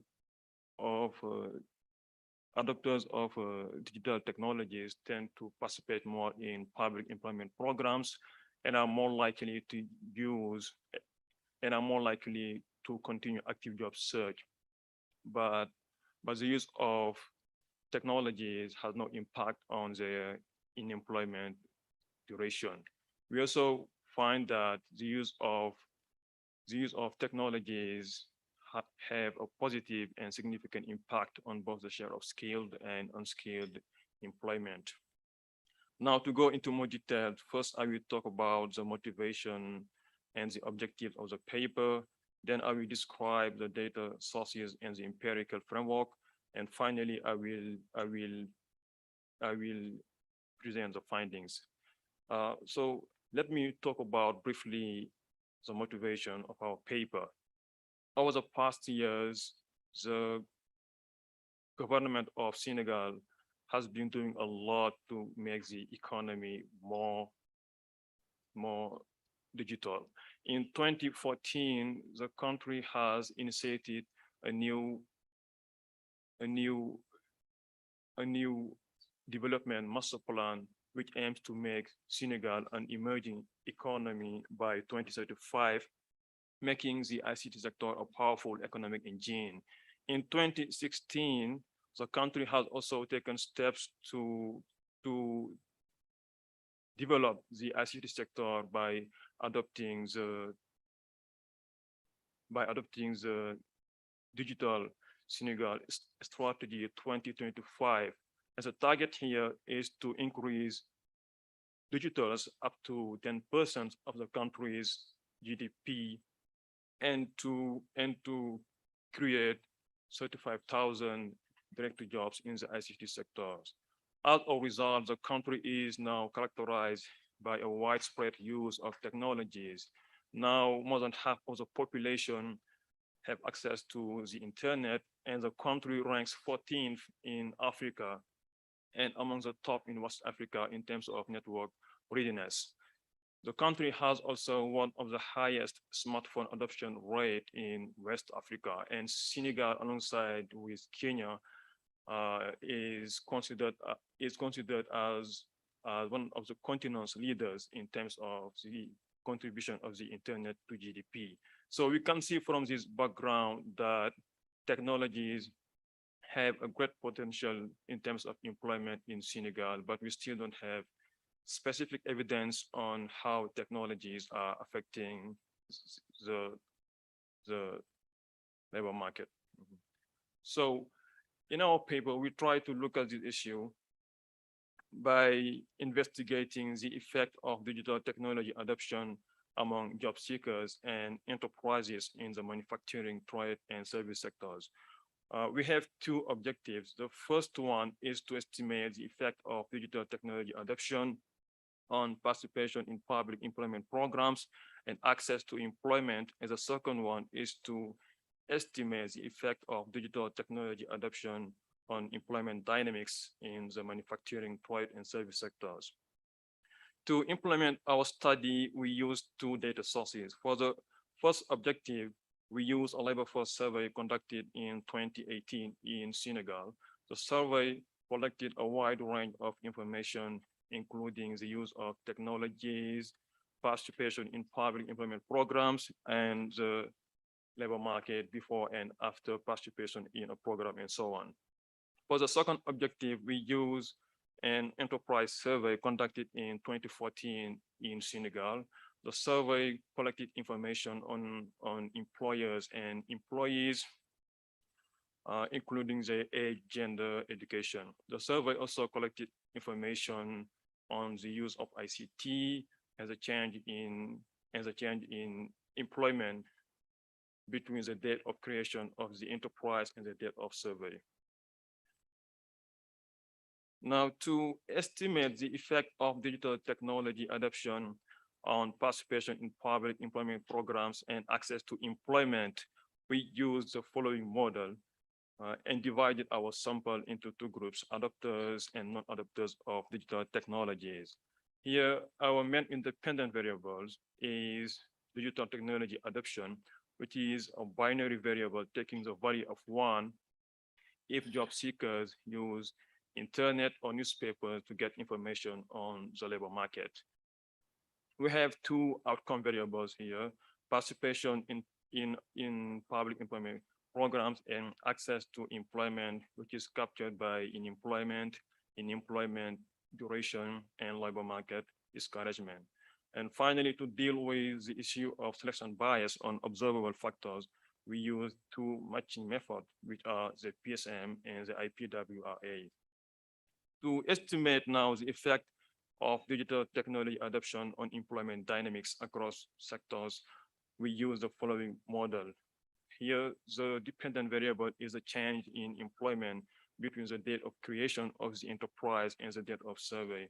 And our main independent variable here is also digital technology adoption, which is captured by a composite index using the multiple correspondence analysis approach. Of particular interest in this model is a parameter beta. If positive and significant, it indicates a positive employment effect of technologies. That being said, we think that technologies are potentially endogenous. In fact, an enterprise's decision to use technologies are not random. Rather, it is linked to a set of observed and unobserved factors which can lead to biased estimate of our parameter beta. So one way to deal with this endogeneity issue is to use an IV approach. In this paper, we use two instruments, the share of firms with access to a computer and the sectoral ICT intensity. So in this figure, we report the findings of the determinants of digital technology adoption among job seekers. The question we ask here is who use digital technologies for job search purposes. And in line with previous research, we find that youth and women are less likely to use technologies for job search purposes, indicating a significant gender gap adoption. Education and language skills also matter. We find that better educated individuals and those with good language skills are more likely to use technologies for job search purposes. In this figure, we report the findings of the impact of digital technology adoption on participation in public employment programs before and after matching. Before matching, we can see that the adoption of digital technologies increases the likelihood of participating in employment solidarity contract by 4% and decreases the likelihood of participating in employment adaptation contract by 5%. And after matching, meaning after controlling for selection bias on observable factors, we find that adoption of digital technologies increases the likelihood of participating in employment solidarity contract by 4% and decreases the likelihood of participating in employment adaptation contract by 4%. We also find before and after matching that adoption of digital technologies does not significantly influence the likelihood of participating in incubator, internship, and spin-offs contracts. In this figure, we highlight the impact of digital technology adoption on job search before and after matching also.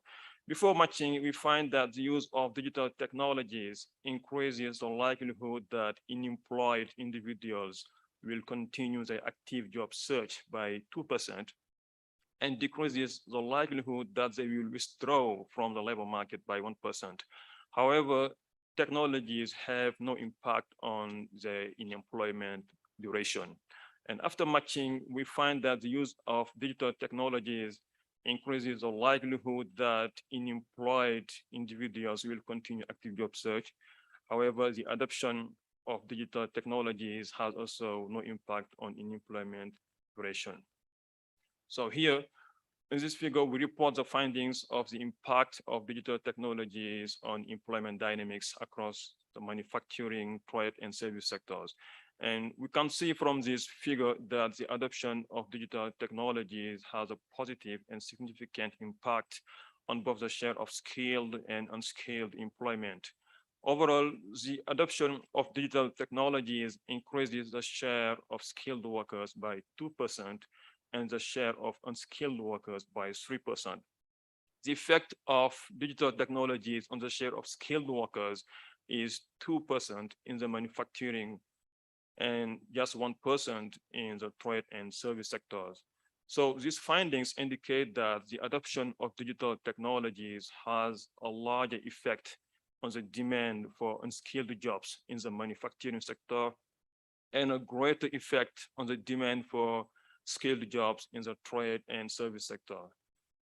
In this figure, we examine whether the employment effect of digital technologies differs by gender, and we find that adoption of digital technologies increases male employment more than female employment.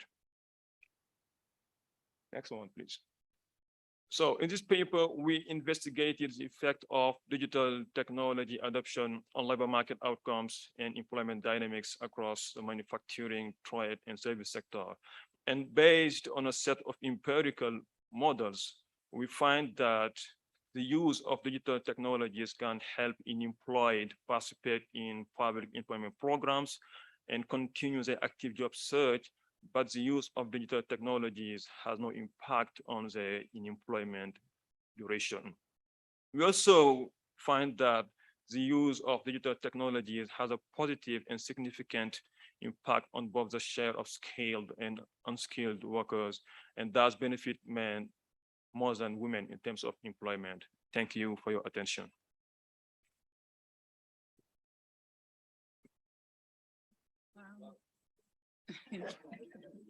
Yeah, yes, we clap after the discussion. So thank you very much for that very clear presentation.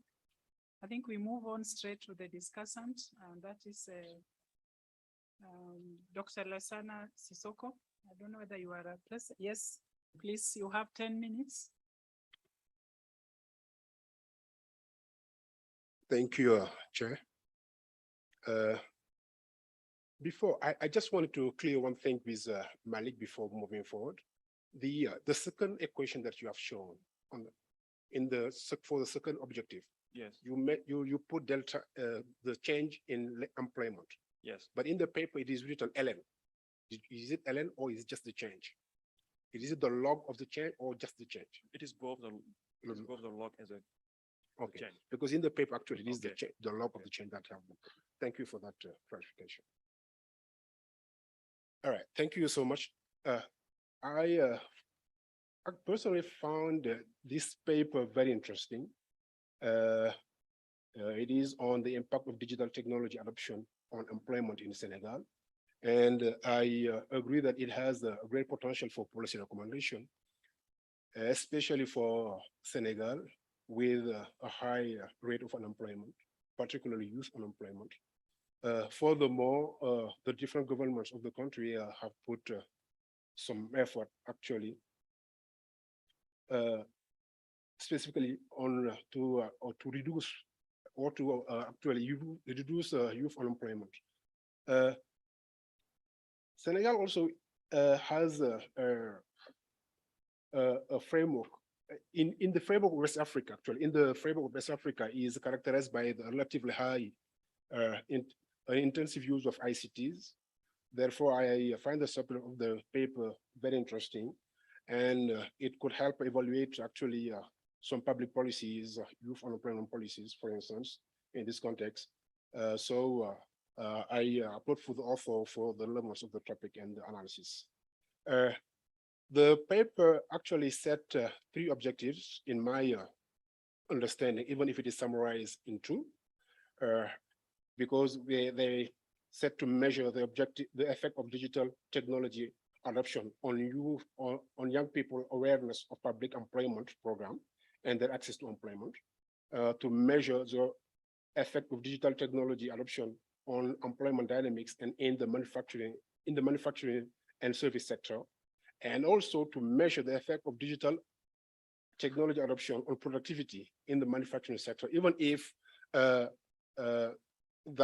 third objective in the end did not receive any attention from the in the paper actually, but I think that the author should just remove it, but it is in the paper there. So probably it is just a typo or something like that. So you should remove that objective in the paper since there is nothing about it in the paper. All right. Now, so reading the paper, actually, the paper is very interesting, but I find it a bit difficult because because of the way the paper was structured. It is like they tried to summarize two different papers together at the same time. So which actually in terms of structure makes it a little challenging. So, and the reader sometimes is a bit, has some difficulties. And the author tackling at the same time supply side job seekers employment issue and demand side firm employment dynamic issues in Senegal. So that also actually, I think they're trying to do a lot at the same time in one paper. But anyway, I think I will just go along with the comments. In the literature review, just few or minor comments. So actually the paper is on unemployment or employment actually. All right, so the literature review actually just give a lot more attention to ICT's effect than employment itself. So I think you guys probably should actually correct that in giving some more review on employment itself. And some previous work have been done in Senegal. I think it is good to mention those jobs on employment. I think those jobs. Can and Al in 2020 and Can in 2014. I think those papers you have access to them. You should probably mention them and show how different your work is with respect to there. Now coming to the model issues. So I will go differentiate by objective since we have two models with the two different objectives. So you are using inverse probability weight regression adjusted NPSM, and in your discussion raise the issue of observed and unobserved heterogeneity actually, but you did not make any case to rule out the latter, the unobserved heterogeneity. So in the instance of individual decision making, I think unobserved heterogeneity plays important roles. So if it is really an issue, I don't think that propensity score matching or other method based on the estimation of propensity score will be adequate to answer this question. I think there probably my recommendation is just to do as you did in the second objective, to use a regression with instrumental values in order to correct that part. For the second model, which is about employment dynamic in firms, employment variation here is normalized to age ratio. I do not think that this measure could capture actually employment dynamic of a business. The age is different between the firms, and the variation between the two extremes cannot tell us what is going on in between actually, right? In employment dynamic, specifically about the between variation within the two periods. So the interval of time for the different firms is not the same. Even if you normalize, I don't think that just that can give us an insight about what is going on really in terms of dynamic within the firms. And in the specification, in the papers, there is a ZI, right, beta 3 ZI, and you did not mention what it is. So if it is not something that is interesting, so you should just probably remove it in the specification of the model. Now coming to data issue, in the first objective, young people awareness of public employment programs and access to employment. So based on the test that you have showed, you have carried, you show that most of the two groups, the participant and the non-participant, are very different actually in most of the characteristics. So, or probably I got the ideas wrong, but in the paper, that's what I understood. So in that case, I just think that probably it is going to be very difficult for propensity score matching or the method that we have chosen to actually do an adequate job for the research. And for the second objective, firm employment dynamic, In equation 4 and 6, the author used the change in employment age ratio. So it begs also the question of what about the negative numbers of the zeros? Because it is very less likely that all the differences are positive. So some of the differences might be 0 or negative. So if you take the log, those numbers will disappear. So in that case, your results are doomed to bias. Why? Because the data will be just truncated, only showing the firm who were successful, and the firms that are less successful actually in increasing their labor force will disappear from the data. So in that case, that's a very big issue, and you need to give more detail about that.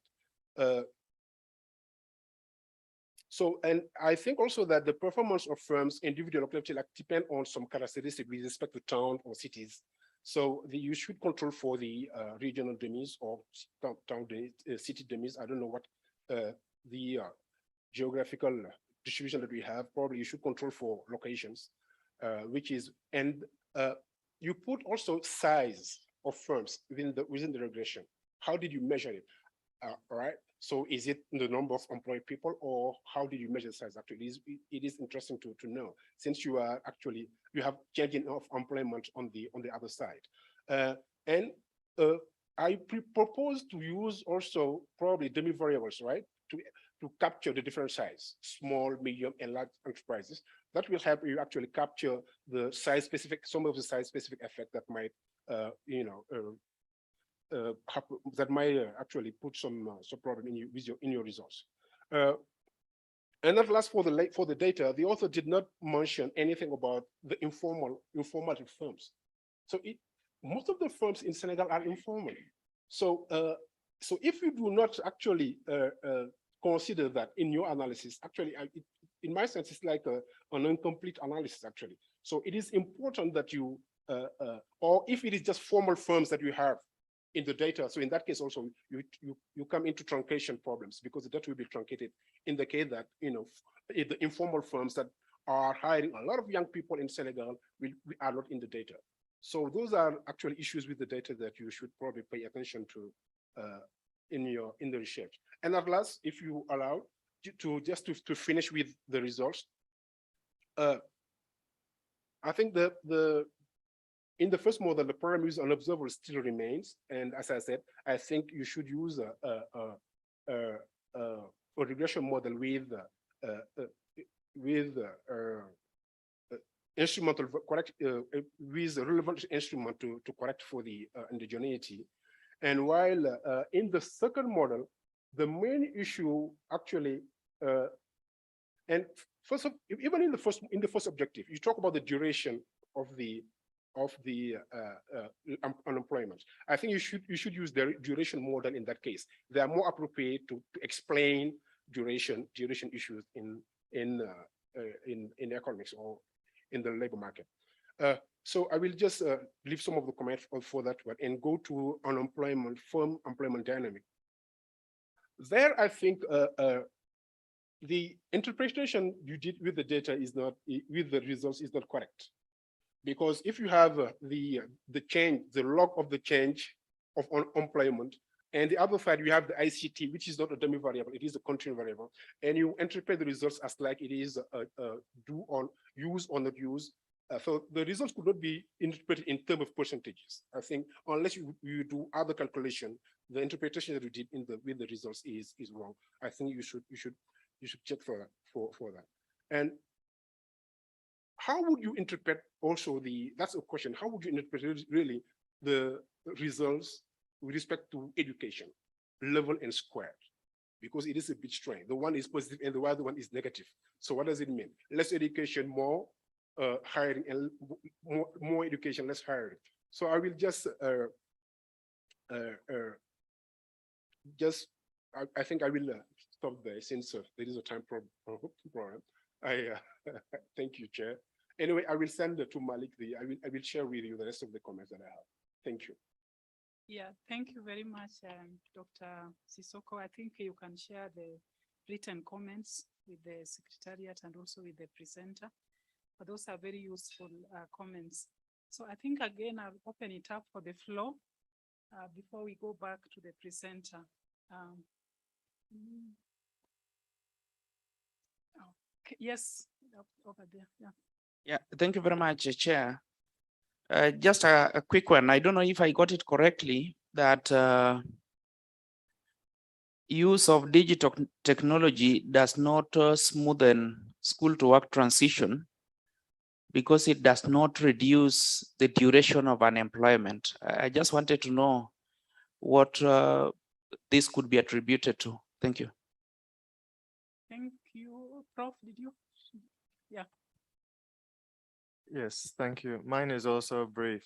Towards the end of the presentation, you alluded to a gendered dimension of the use of digital technologies. You suggest, did you refer to that? If so, can you remind me what? It sounded like there was a gender dimension. I thought I heard you say men are more likely to get employment by digital technology than women. All other factors being equal. Is that correct? Okay. All right. Thank you. And if you can expand on that, why you think that may be. Thank you. Okay, thank you. I think we can take it back to the presenter. Some of them are suggestions, some are need for clarification, so you can just address the ones you can. Yeah, thank you. Okay, thank you, Jay, for giving me back the flow. I would like to thank the discussant for his insightful comments and suggestion. I think he was sent the older version of the paper because issues related to productivity was removed in the paper. It's true also that we are working on two different papers or on two different objectives. And I think that's what makes our paper interesting, because at the end of the day, we can have many publications from this project. Regarding the methodology issues, I totally agree with you that the PSM and also the IPWRA cannot control for unobserved factors, which is a drawback in this paper. And I think that the most straightforward way is to use instrumental variables, but the problem is we are yet to find a good identification strategies, but we will reflect upon it. We do use a gender dimension just by including dummy variables, okay, male or female. So we did not have the opportunity to go deeper and try to do separate estimation. No, we just include gender as an explanatory variable. For the rest of the comments or question, I just take it like a comment, and we will try to incorporate in the final version of the paper. Thank you very much. Yeah, thank you very much, your team, for that good presentation. Thank you to the discussant and of course to the participants. So let's acknowledge them. And I think that brings us to the last paper, the last presentation, which is on digital technologies and manufacturing performance in South Africa. And this is looking at farm level evidence. I think we have Elvis and Jason. I don't know that. Yeah. So you are on 15 minutes. Yeah.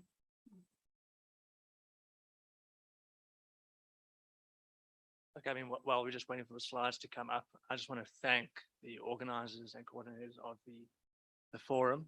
It's a great privilege to be here as I present a paper termed Digital Technologies and Manufacturing Performance in South Africa, Affirmative Evidence, written in conjunction with my colleague at the Center for Competition Regulation and Economic Development, Dr. Elvis Avignon.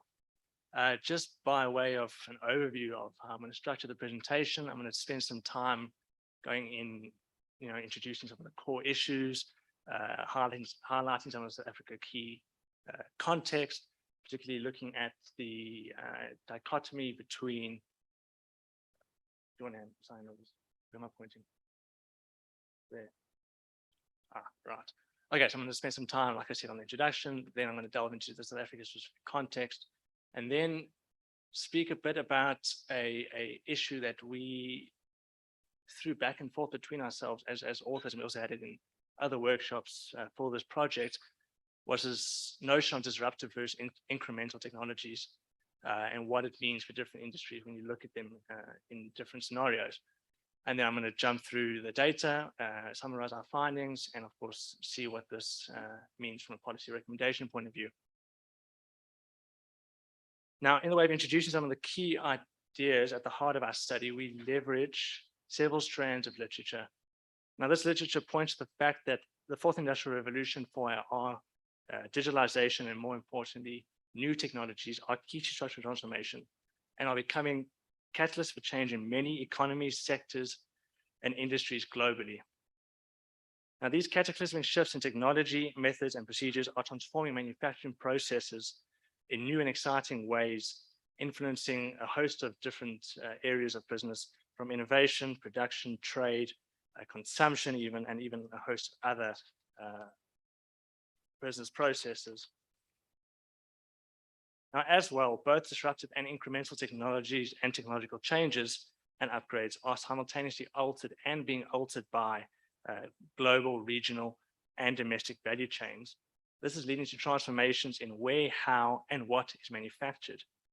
Now, the fourth industrial revolution and the commensurate digital technologies associated with it are also leading to the creation of entirely new markets, new jobs, and is facilitating a deepening of supply chains, and hence allowing us in different industries to experience greater levels of integration into international markets.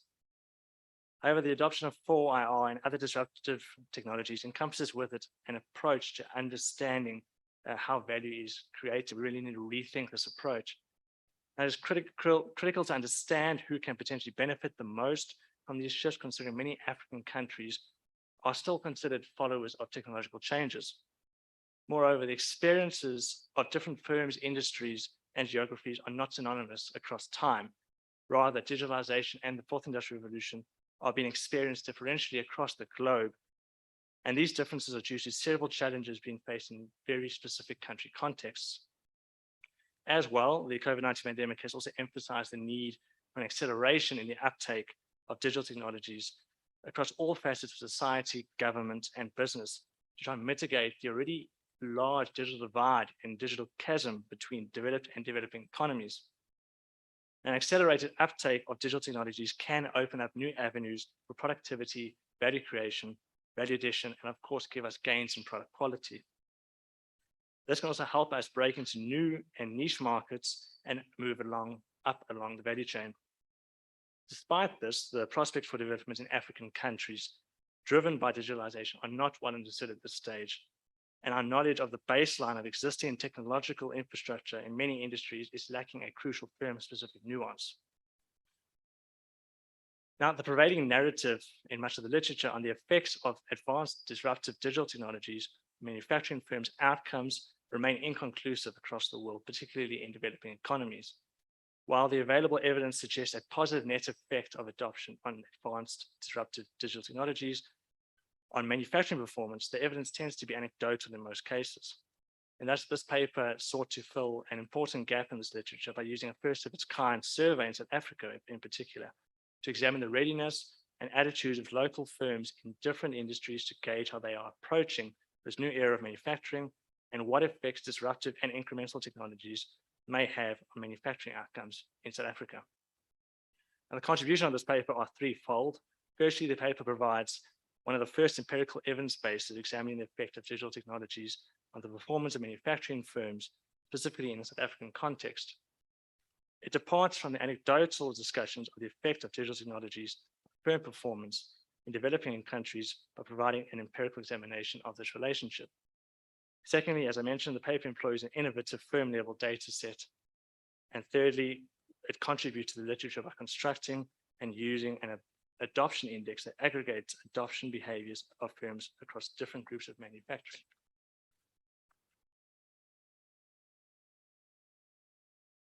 In order to provide some context to the study, we sought to first understand some of the nuances related to the given country in question, that being South Africa.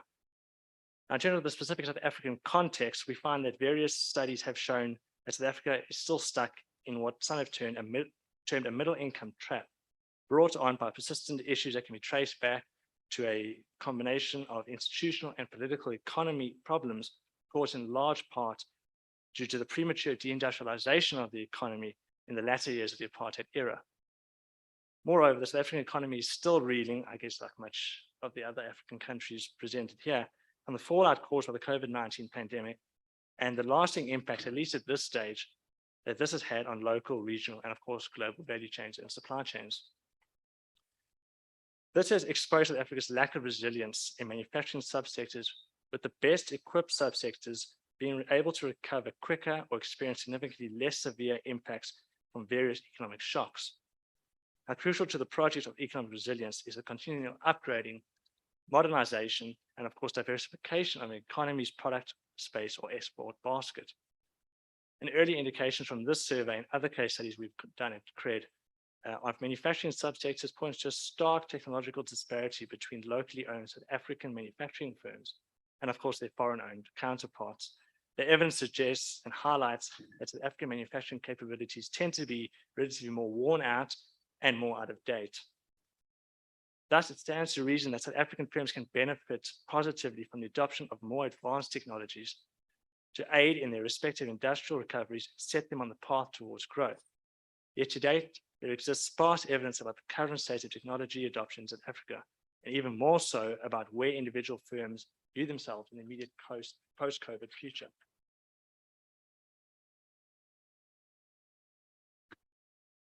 Now, coming to this dichotomous discussion between disruptive and incremental technological changes, within the literature, there exists a robust debate regarding the nature of disruption of 4IR technologies and processes. Many authors are still skeptical of whether 4IR is actually a thing, if we're not really seeing almost an industrial revolution 3.5, rather than an actual 4IR jump. Now, some authors argue that disruptive innovations create high degrees of new knowledge, whereas incremental innovation creates low degrees of new knowledge. Other authors writing on this topic describe disruptive innovations as technologies that were previously new to the world and contrast this to incremental innovations as being rather just improvements or enhancements in existing technology and technological performance. The key point that we use here is that the disruptive potential of these new technologies, while having differing impacts on actors at different levels of the value chain, must be implemented on a sliding scale. What this entails is understanding that disruptive technologies can be either complementary, i.e., they can supplement existing products, processes, or business models, or can act as a substitute by replacing existing practices in a sector or a value chain. However, the degree to which technologies are considered disruptive or incremental may not be the same across time, firms, and industries. And thus, the disruptive potential of various technologies and process advancements are also dependent on the relative settings in which they are adopted. For instance, a disruptive technology such as additive manufacturing could represent an incremental innovation in one industry, while at the same time be a leading or even revolutionary industrial change in another industry, marked by fundamental shift in that industry's manufacturing ecosystem.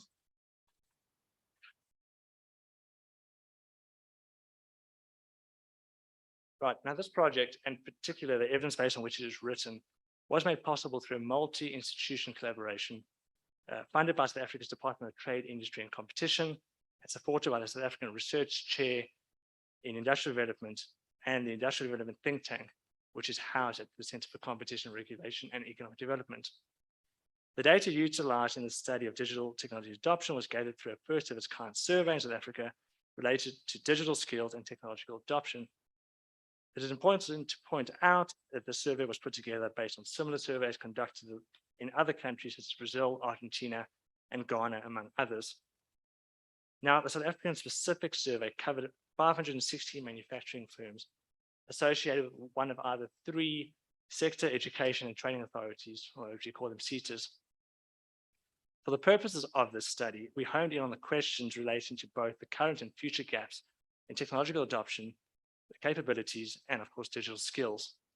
And this was to ascertain details about the export and innovation capacities of South African manufacturing firms and about firms engaged in a concerted effort to adopt advanced technologies, whether in a disruptive or incremental manner.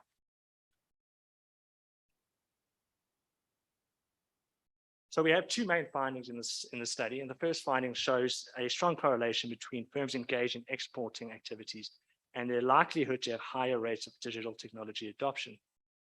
These results tend to echo the findings in well-known literature, but also pointing to other critical factors that are important in impacting the ability of South African manufacturing firms to export. These other factors include access to broadband, whether the firms are owned by foreign or domestic investors, as well as the age and size of firms.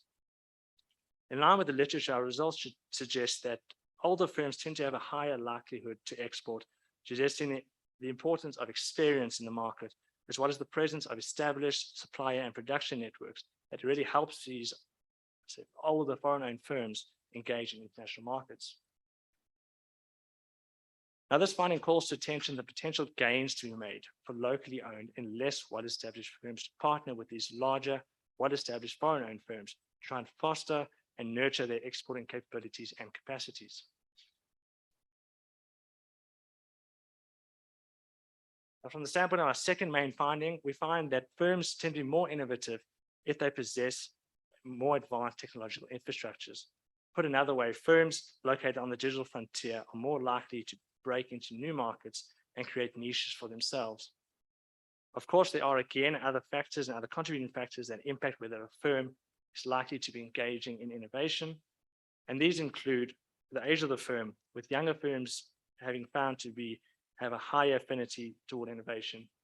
Human resources, i.e. digital skills, here we found that more digitally skilled firms and workers tend to find it easier to be innovative.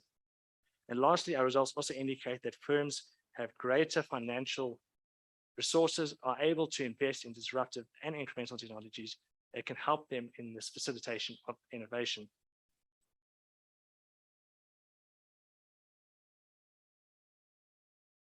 To quickly round up, knowing the main findings, we now turn to what we recommend from a policy and intervention perspective to assist in the transition to a new digital future.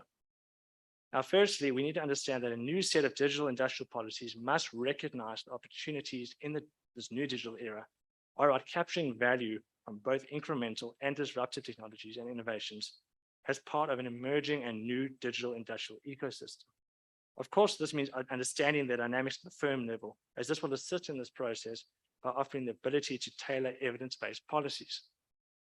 These policies, of course, must be cognizant of whether the transition to digitally enabled business models is driven by disruptive or incremental adjustments and improvements. Secondly, policies designed with the intention to facilitate a digital industrial transformation must create the conditions for domestic value creation and distribution. Our evidence showed that the age and size of firms are strongly correlated with the ability of a firm to adopt digital technologies to aid their exporting and innovation capabilities and capacity. The evidence also pointed out that smaller firms have a higher affinity toward innovative activities, possibly as part of their attempts to carve out niche markets that they are looking to compete with in their own industries. Thus, policies must be both targeted and sectoral to ensure that both existing market shares are maintained, while smaller firms are assisted in their efforts to exploit new avenues for value creation. Additionally, value can be created by exploring strategic partnerships and joint ventures with well-established foreign-owned firms that possess significantly more advanced technological infrastructures and deeper networks of suppliers. Lastly, it is vital to focus on strategic policy targeting collective innovation and an alignment of all of these to extract the most benefit from the transformation of digital manufacturing. This is so that we know that the policy space, incentives, and implementation are all working towards a common goal of realizing a digitalized future and ensuring a smooth transition for manufacturing firms as they look to engage in innovation and exporting activities. I'm going to stop there. Thank you. Yeah, thank you very much for that presentation. And also thank you for keeping to time. So we go straight to the discussant, Professor Kodongo. You have 10 minutes for the discussion. Thank you. Welcome.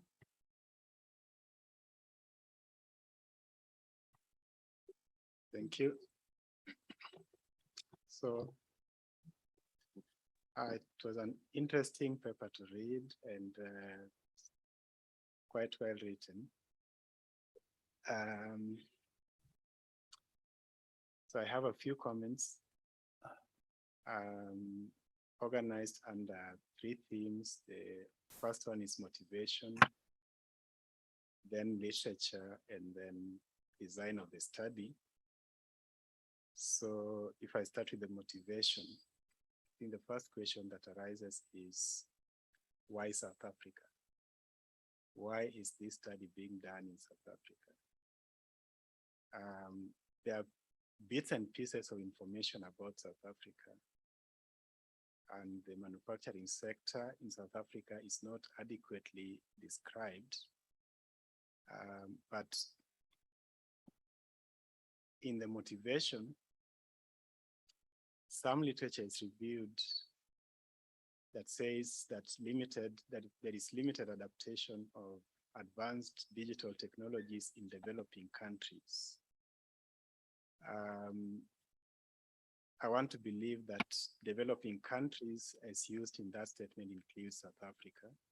So the question is, why are we doing it in South Africa if we already have information that there is limited adaptation in developing countries context? So the issue is, what is it that is different about the manufacturing sector in South Africa compared to the developing countries that have already been examined and typically reviewed or examined the literature? So if we can demonstrate, for example, that the manufacturing sector in South Africa is different in regard to specific characteristics, then we would expect different results from South Africa than what we have already in developing countries, other developing countries. But we don't have a discussion on those characteristics.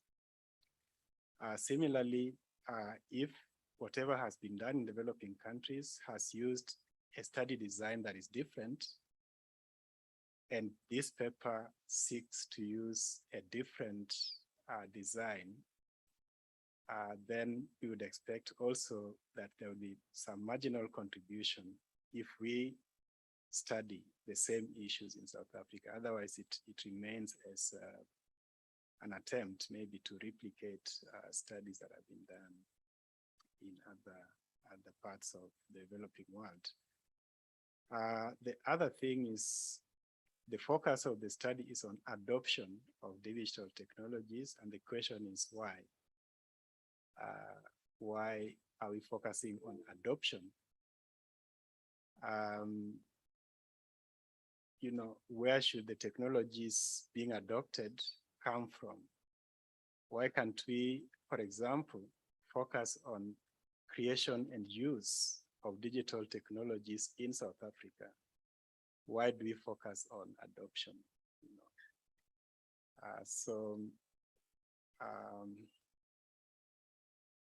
know? The second thing I want to say about motivation is still linked to what I've said about characteristics of the manufacturing sector in South Africa.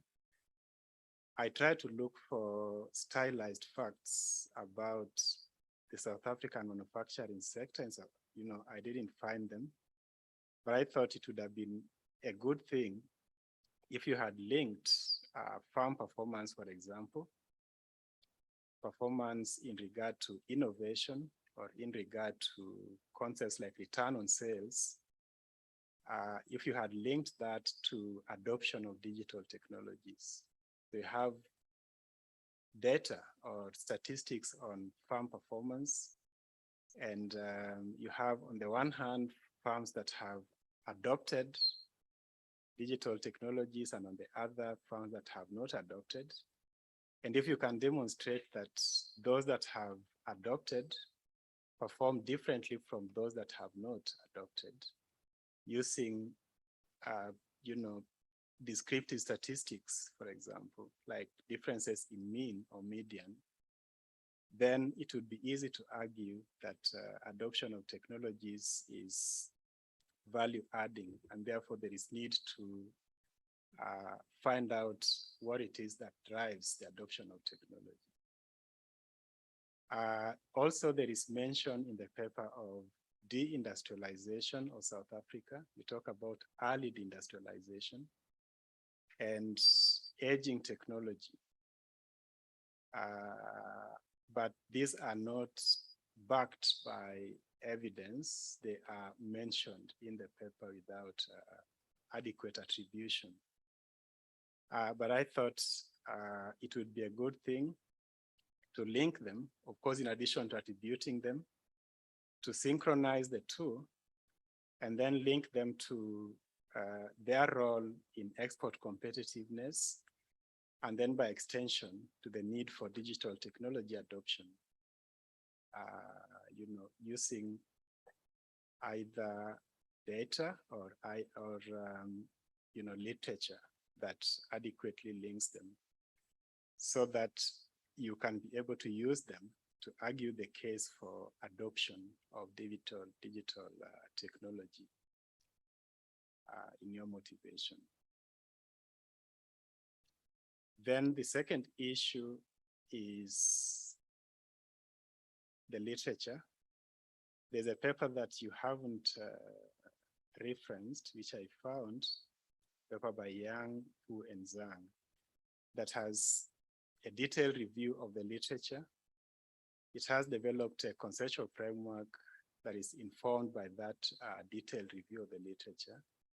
And the framework summarizes the drivers of digital technology into two groups, internal factors and external factors. And you also seek to examine the drivers of digital technology adoption, and you pick factors, but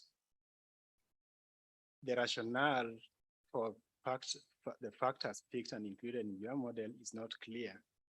So the question is, how are those factors situated in the literature? Since you don't have a conceptual framework of your own, where do you pick these factors from? How do you justify their inclusion in the study? So I was suggesting perhaps you could use the model, the conceptual framework developed by Yang, Hu, and Zhang to justify the inclusion of your factors, but importantly also to situate your study appropriately in the extant literature.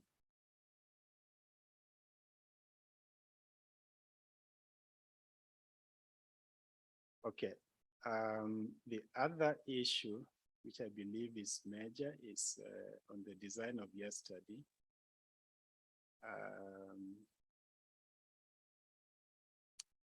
Now, the study did not include the data gathering instrument.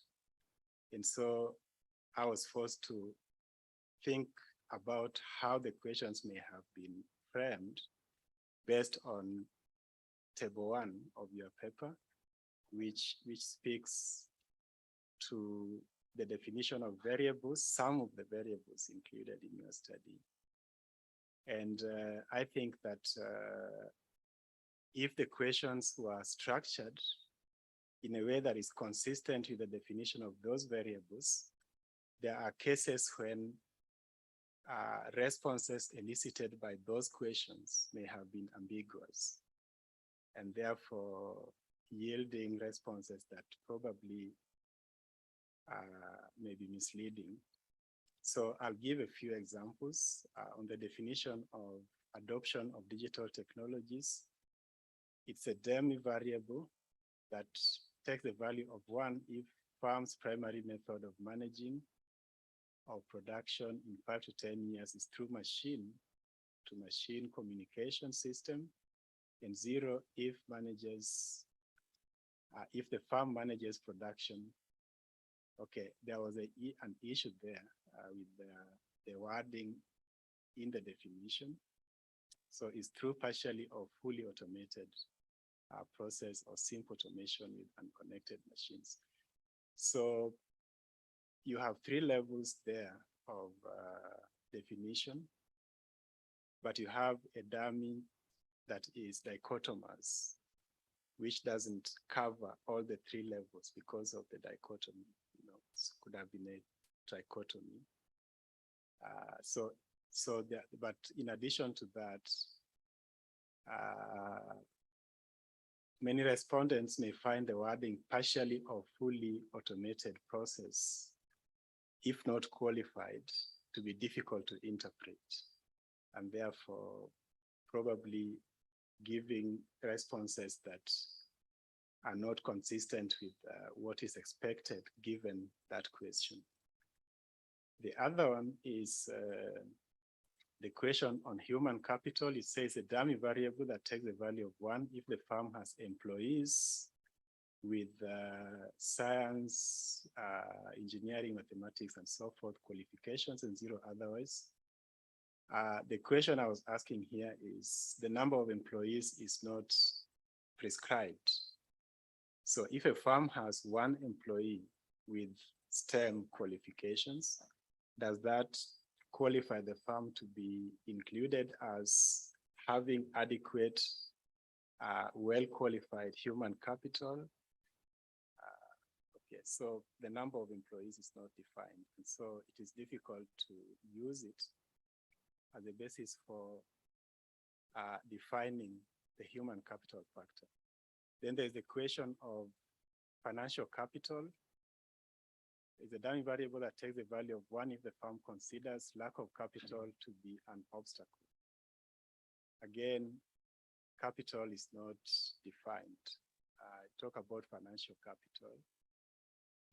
Is it in the context of, internally generated funds, for example, for acquisition of technologies, or could it be inadequate access to the capital markets? So what exactly do you mean when you talk about inadequacy of capital, and how is financial capital defined for purposes of gathering the data? Then the size of the firm is used as an independent variable in the regression.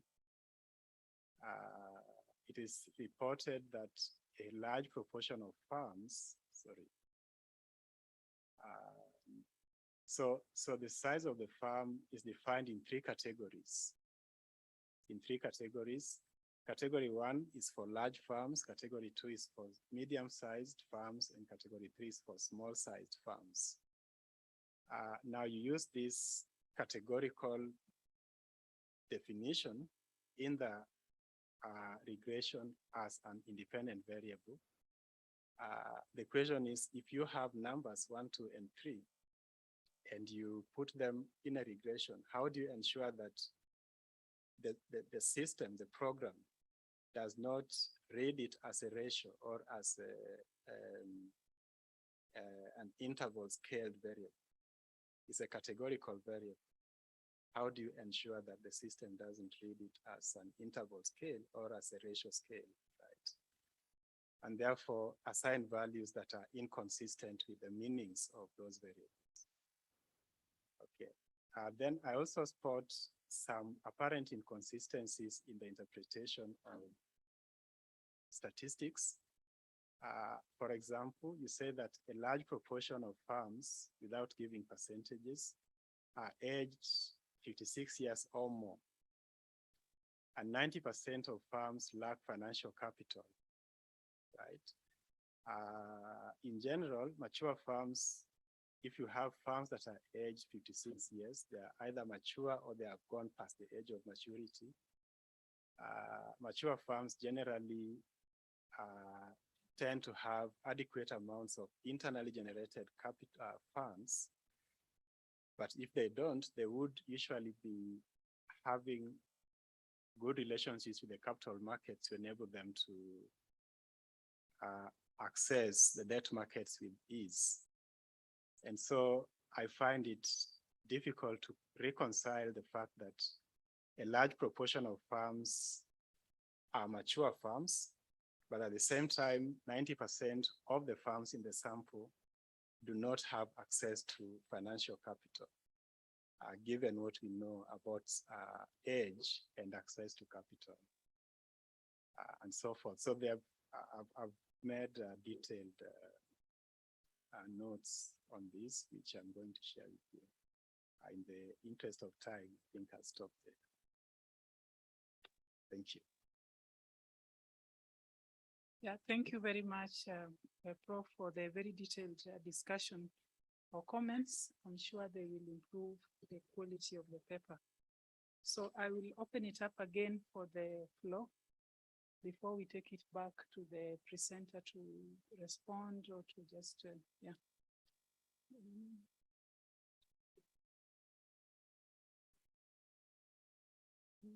Okay, it seems like there's no need clarification from the floor. So I take it back to the presenter. I think some of them are observations, some are detailed, so you can just respond to the ones that you can now. And then the rest maybe you can address in the paper. Thank you. Sure thing, thank you. Thanks, Prof. Very detailed comments. I was struggling to hear you at times, so I think it would be very good to maybe engage offline here as well, so we can maybe just understand precisely what you're getting at. I'm going to pick on some of the issues. The first obvious one, you asked why South Africa. I think we had the data. This was a long run project to get to the stage of collecting the data, going out into the field with to interview, or at least attempt to interview thousands of firms and only getting about 516 or so respondents. So we had this very rich data set. It is the first iteration of it. So like we said, we don't really know, we can't glean too much from it. There is scope and interest among ourselves and our funders to really look to do another round of this, to just start developing a panel data set so we can see an evolution across time. Your question relating to differences in manufacturing in South Africa versus other countries. Yes, I mean, there are stark differences. And yes, if you had a different country, yeah, you probably would have come up with different results. But I think that's the beauty of doing a country-specific case study and not getting too generalizable results. So I think we were very careful in almost prophetizing our conclusions to the point where we say that this is the be-all and end-all for all manufacturing firms. We preface this very much as being a African-related case study.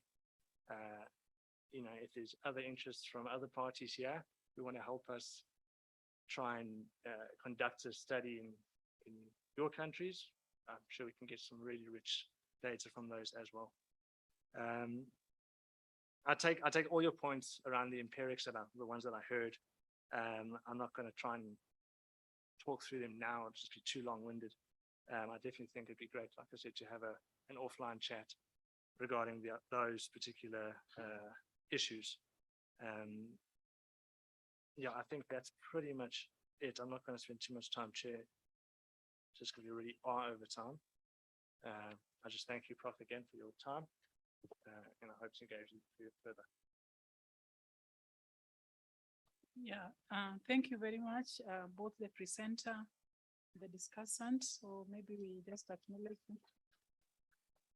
And I think that brings us to the end of these presentations.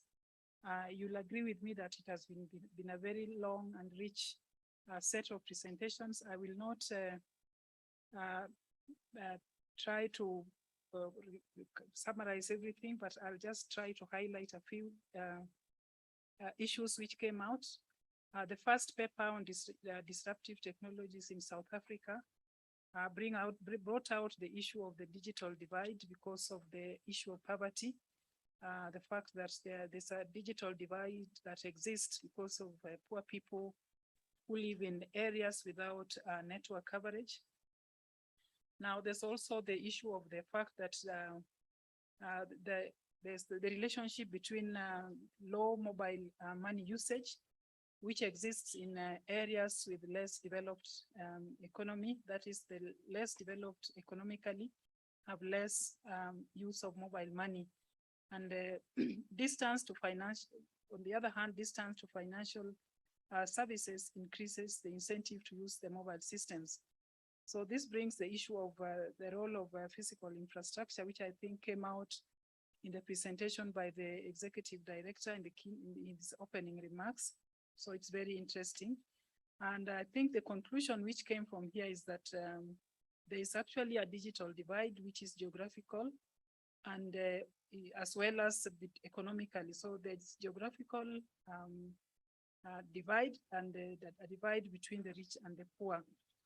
The paper on by Dr. Elder on this and her colleagues on disruptive technologies in agriculture brought out very interesting issues. The fact the use of fertilizer and agricultural productivity, and then the existence of inequalities in access to internet, as well as inequalities in education, and the implications that these ones have in terms of uptake of disruptive technologies. Now, this paper also highlighted regional gaps in adoption, and it therefore also brought out the issue of the ICT in technologies as an enabler. But the discussant of this paper also brought out other important issues, one of them being the fact that actually farmers are already using these improved technologies. So the question should then be how to deepen. And the role of policy, therefore, is how to deepen this. And then the issue of the heterogeneity of farmers also, which is important in terms of policy targeting.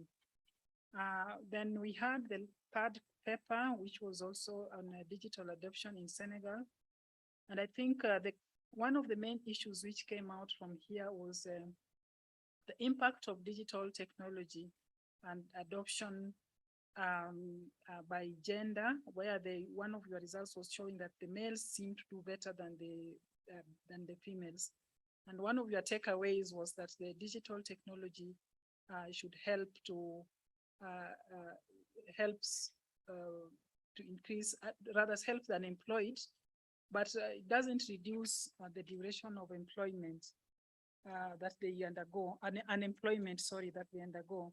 So the last paper, which is what we have just listened to on digital technologies in manufacturing in South Africa, brings about an important issue on the relationship between digital technologies and ability of farms to engage in innovation.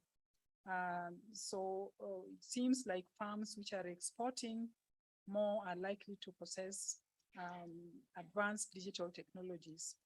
And one of the recommendations here is that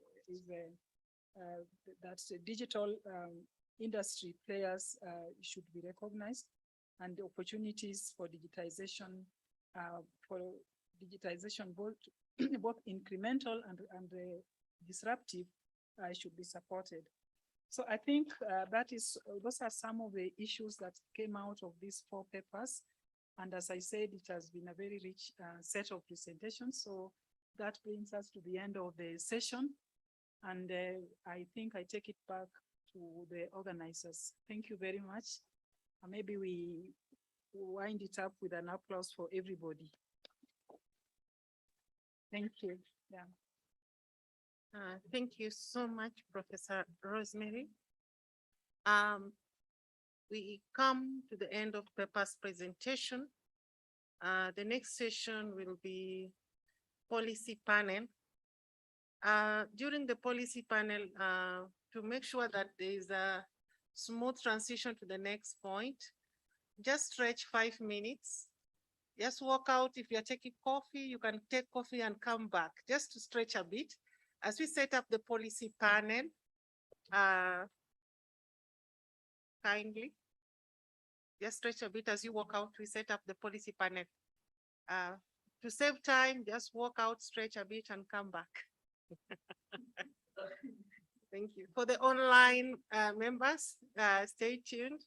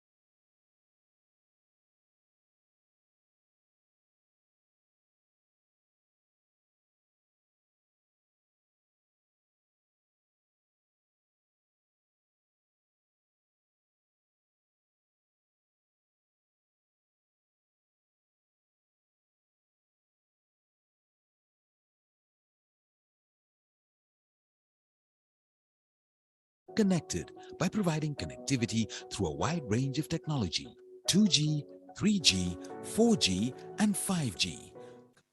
Over 99% of Kenya's population. Covering over 99%. For over 20 years, Safaricom has played a critical role in the Kenyan society. We have grown from humble beginnings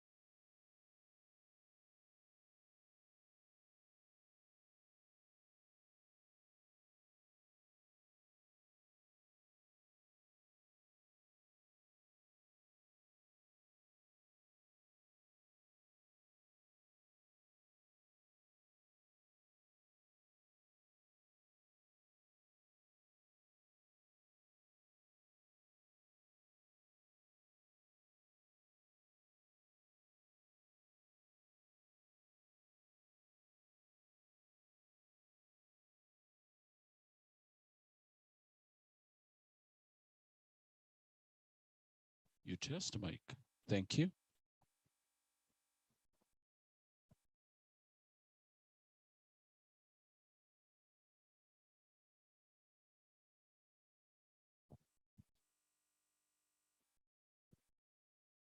Check.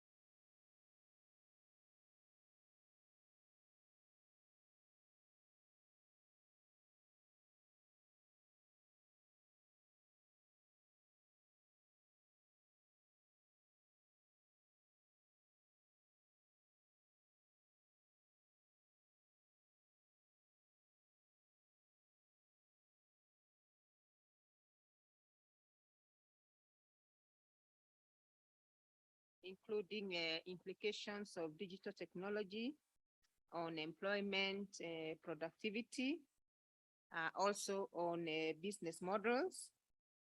We have also looked at drivers behind adaptation or investment in digital technology by firms and even by households, and tried to also focus our attention at the policy aspect that the research papers are bringing out with regard to way forward in accelerating digital transformation in the region.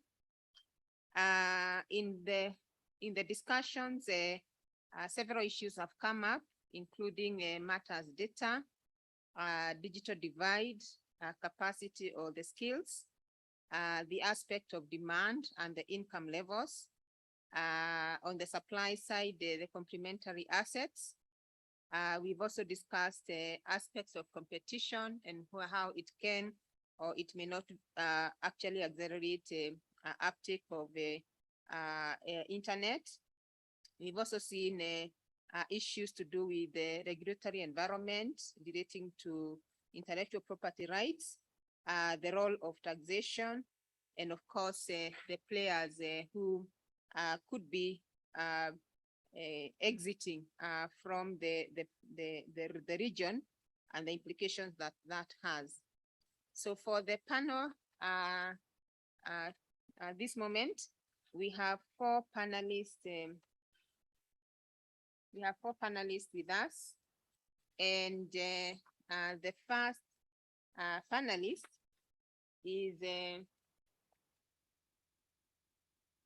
Dr. Johnny Musambayana.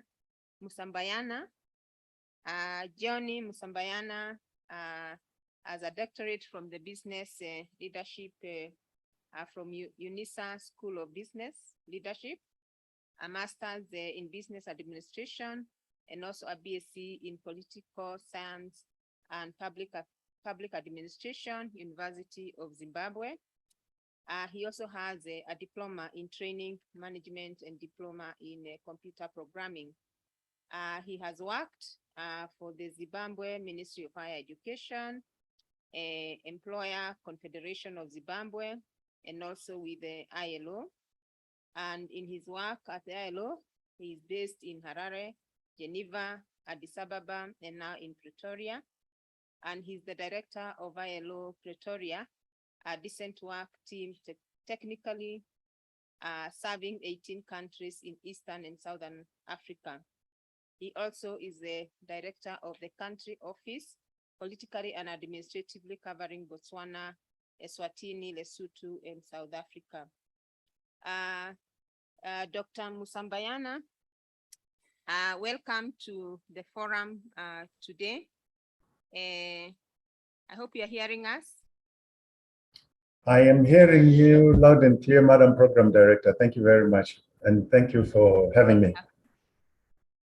Thank you very much. Let me introduce the others and then we'll come back to you. Secondly, we have Mr.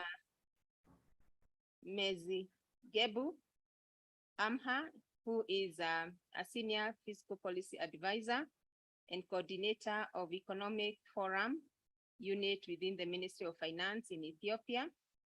Prior to that, he served in various positions, including as a fiscal policy director in various positions in the Ministry of Finance and other government institutions. And he holds a Master's of Arts in Taxation from the University of Canterbury and a BA in Statistics from Addis Ababa University. So welcome. Thank you. Thank you very much for inviting me. I'll say in Kiswahili, karibu sana.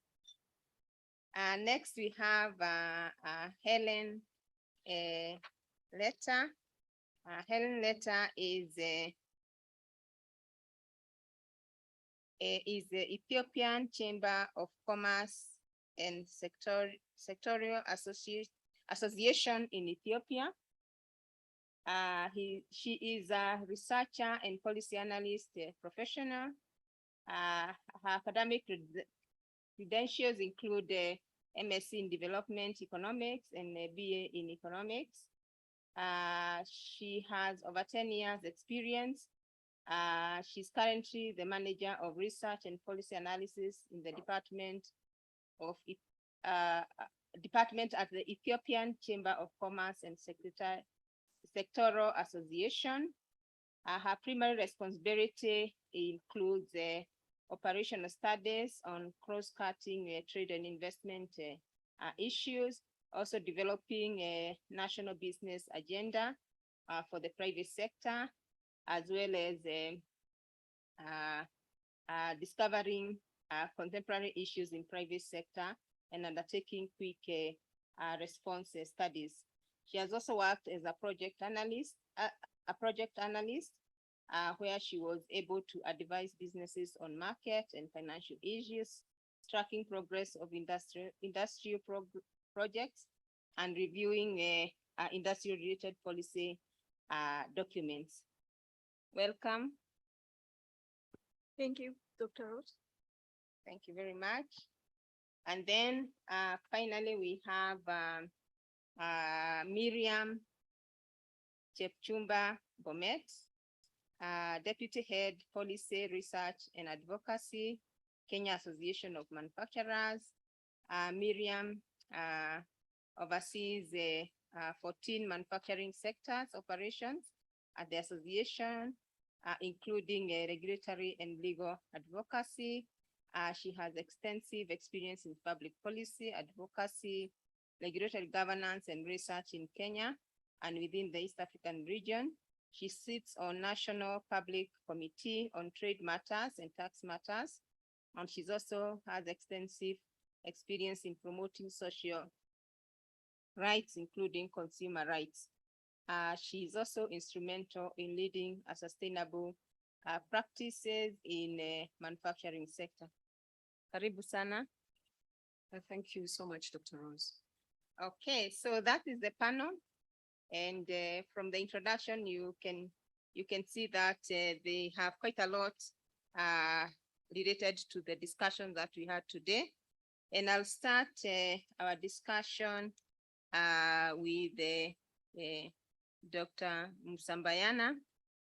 And I want him to guide us in trying to uncover how securing enough decent jobs for Africans growing and youthful population, which will require strong private sector-led growth. I want him to tell us the impact of digital transformation in businesses and the workplaces in Africa in actually supporting the youth.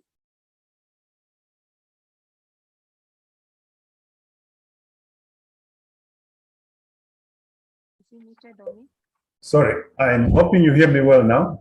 Thank you very much, Madam Program Director. Let me start by a disclaimer that I'm here representing Ms. Cynthia Samuel Olanjuwan, who was your original invitee, but unfortunately couldn't be with you. She's the Assistant Director General of the ILO and the Regional Director for Africa.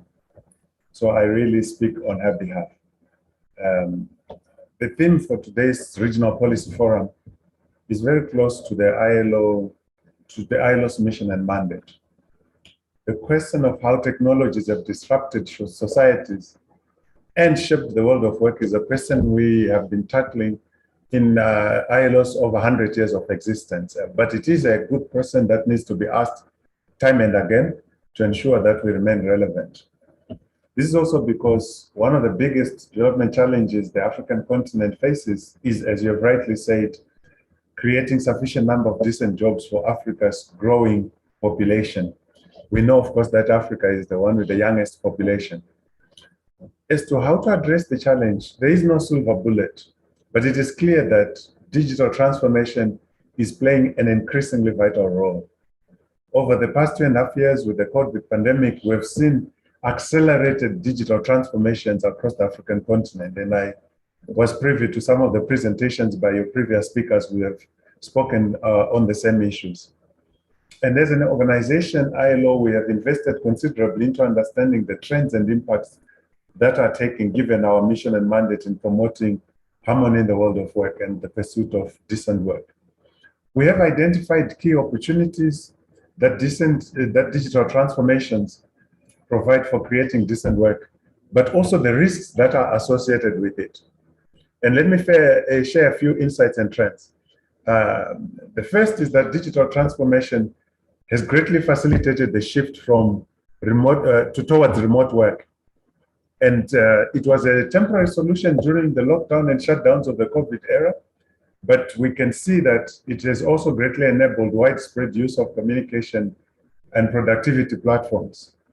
Our research also shows that remote work was mainly concentrated more in the larger, formal, and better paying firms.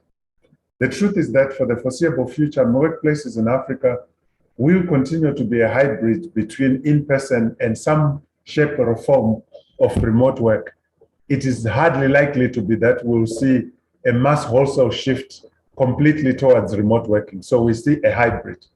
The second is that a key trend is the resilience of businesses on the digital transfer platforms. And these have taken different forms. We have this fintech platforms. Of course, Kenya, you are the home of M-Pesa, and we have seen digital payments that have enabled the private sector to grow and the economies to grow. And secondly, also generated large numbers of indirect jobs, particularly through mobile money agents. And we have seen that the digital skills required have continued to come down in this regard. Likewise, we have seen the growth of e-platforms where we are, and the instant hailing, ride-hailing applications. In this part of the world, we have things like Uber, like Bolt. And we can see that there's a great diversity of these platforms, including platforms to match cleaners, plumbers, domestic workers with customers. But last but not least, we've also seen web-based platforms that are becoming increasingly popular. And these provide services entirely online, and those tasks are largely undertaken by, they require skilled capacity, but they range from micro task work to web and graphic design to programming. The third trend we see is that digital skills are becoming increasingly important for private sector development in Africa. And we have done a study in South Africa. I am cognizant that there was also a previous speaker who spoke about the South African experience, particularly on digital skills for young people. And our finding is that currently the demand for digital skills outweighs supply, meaning that many businesses lack the skills and talent required to operate and compete in the digital economy. And these digital skills are required in nearly all sectors of South African society, from agriculture to infrastructure, manufacturing to financial services. We also find that intermediate digital skills are in high demand by small and medium scale enterprises, while advanced digital skills are largely the preserve of large enterprises. Finally, and fourthly, digital transformation has come across with some important risks that have impacted the world of work. One is that African economies cannot simply effectively participate in the digital economy, principally because of the lack of access to reliable and affordable internet high speed. So the divide, the inequality that we are beginning to see with digital transformation, if you have access to electricity, access to high speed internet, you join the digital era. But absence of these two critical elements is really condemning, particularly rural Africa, to being left behind. There are also jobs in the digital economy and on digital platforms come with a high degree of insecurity. A key challenge is that existing legal and regulatory frameworks in the labor market haven't been able to keep pace with the fast-paced development of digital technologies. So for instance, one of the biggest areas of discussion is whether working arrangements of digital workers, are they independent freelancers or are they employees? I'm sure we've seen court litigation throughout the world on this. But finally, a key impact is on social protection systems, which are largely absent in the digital economy. Therefore, to wrap up, digital transformation has considerable potential to create jobs for Africa's growing population, particularly her young women and men, but it also comes with quite a lot of risks. In the interest of time, let me stop there and hand back to you, Madam Program Director. Thank you very much, Johnny, for those very stimulating comments relating to how the region can actually exploit or look at opportunities that are available in generating a decent work for the youth. I want to go now to Miriam Bomet and ask the question relating to how we are adopting emerging disruptive technologies. We have seen that in as much as we are all at different stages in the digital technology space, it looks like the wave will not leave anyone behind.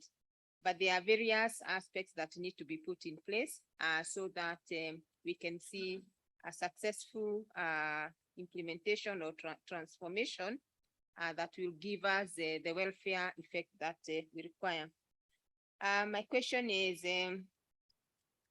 what do you think is changing in government policy in the region such that it can actually propel or even support this adoption of disruptive technology?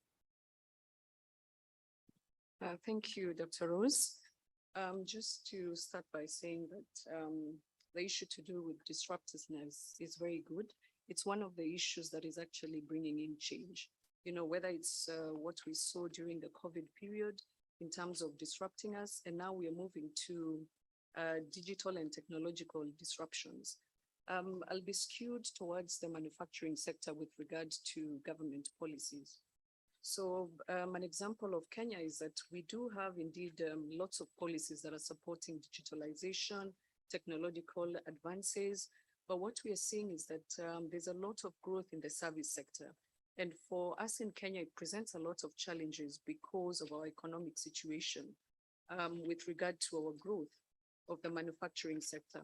So we are seeing a lot of importation in terms of products, technological products in Kenya. We are still not producing technological products, and that's the opportunity we need to take as Kenyans within the African region, drumming up support for the trade agreements that are coming in and leveraging our manufacturing sector.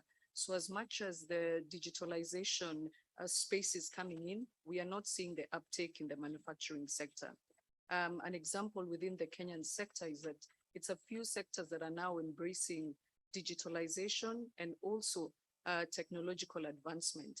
And one of the reasons is what we had today in the opening remarks of the executive director, an enabling environment.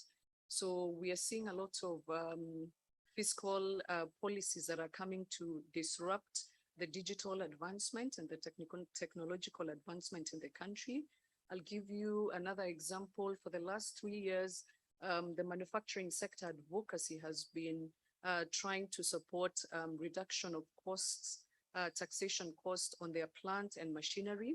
And these are the things that would be the drivers towards digitalization and also embracing of technological advancement. So we are seeing the policies are there, but we see inconsistencies in terms of making sure that the policies are consistent and there's a stable regulatory environment to drive this, especially within the manufacturing sector. The service sector is doing well, whether it's in the banking sector that we've had today, in the papers that are out there, whether it's in the telecommunication, the transport sector, they are thriving in terms of the growth within Kenya. But when you look at the manufacturing sector, there's a lot that needs to happen, and a lot of it is tied towards enabling environment and policies. Thank you for that, and I hand it back to you because of time. Yeah, thank you very much. Probably before I shift to another one, I still want Miriam to expound further and tell us the fact that she's in the Kenya Association of Manufacturers. It means that that is where we see incubation of innovations and also entrepreneurship. What do you see as the policy perspectives in this regard? Thank you again for the questions, and which is allowing us to be able to just put a few things which can help us move this discussion further. But a lot of the issues came out from the papers in terms of what we really need to do to move forward, the gaps that are existing. And one of them, of course, is the issue of specific strategies that countries need to take. As I'd indicated earlier, we have a lot of policies within the African region, different countries with regard to digitalization and technological advancement with regards to that. The problem is the implementation stage. And what we've seen in Kenya in terms of some of the gains that we've seen are strategies that are developed, sector-specific strategies that can move us forward. So those are the things we are trying to push for. Now we are advocating more for manufacturing specific policies with regard to digitalization, and of course trying to take advantage of the disruptive technologies that are there and the uptake of that. Another issue is, of course, the issue of skills.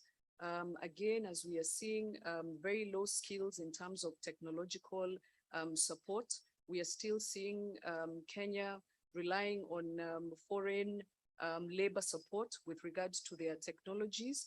And that is quite clear with regards to our immigration policies in terms of trying to see how we can mitigate that and build the level of skills. There's a lot of work that is going on in partnership with the government agencies and the private sector and the manufacturing sector with regards to the technical support in terms of skills. But that, of course, takes a lot of time and it needs a lot of investment to move forward. The other issue is looking at the informal sector. And that's where the majority of jobs are.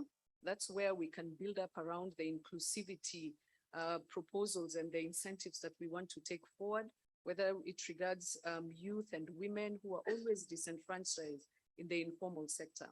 So those are some of the areas that we need to look at, put strategies within those areas, and we'll start seeing an uptake. We'll start seeing some movement in terms of upscaling within these areas. And in that time, we are tackling what I think this forum and the papers that were being put out there with regard to inclusivity within this digitalization space is going to be addressed. Thank you. Thank you very much. I now move to Mr. Amha. Given that he's in the government space, I just want to find out from him whether he can see the government providing enabling policies that would support digital transformation in the region, and what could be what kind of policy environment do you think the governments are providing, and if they are not, what could be the challenges? Thank you, Professor Rose, Dr. Rose, and thank you, colleagues, also for inviting me to this important forum. I think we have heard a lot of findings from research that could maybe help, enrich our policies here. So having said that, I think particularly with regard to countries in in Africa, I think we are in a different stage of implementation of digitalization so far. So we have to also not consider that into account, take into account that one. And so particularly taking Ethiopia, for instance, we are really at, I can say already, as it has been presented, we are at low level of digitalization. And so definitely we have to enhance this. But for this, of course, we have put in place the various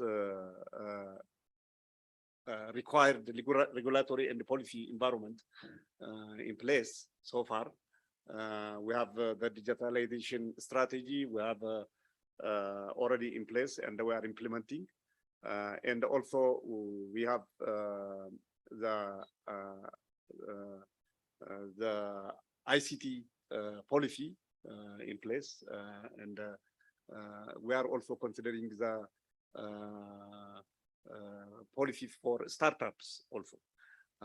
Because, one thing I would like to underline here is also, I think the importance of the digital sector from two perspectives. One is it's enabling, enable as an enabler in different sectors, in the service sector, in the agricultural sector, in the manufacturing sector, and also taking itself as an industry is very important.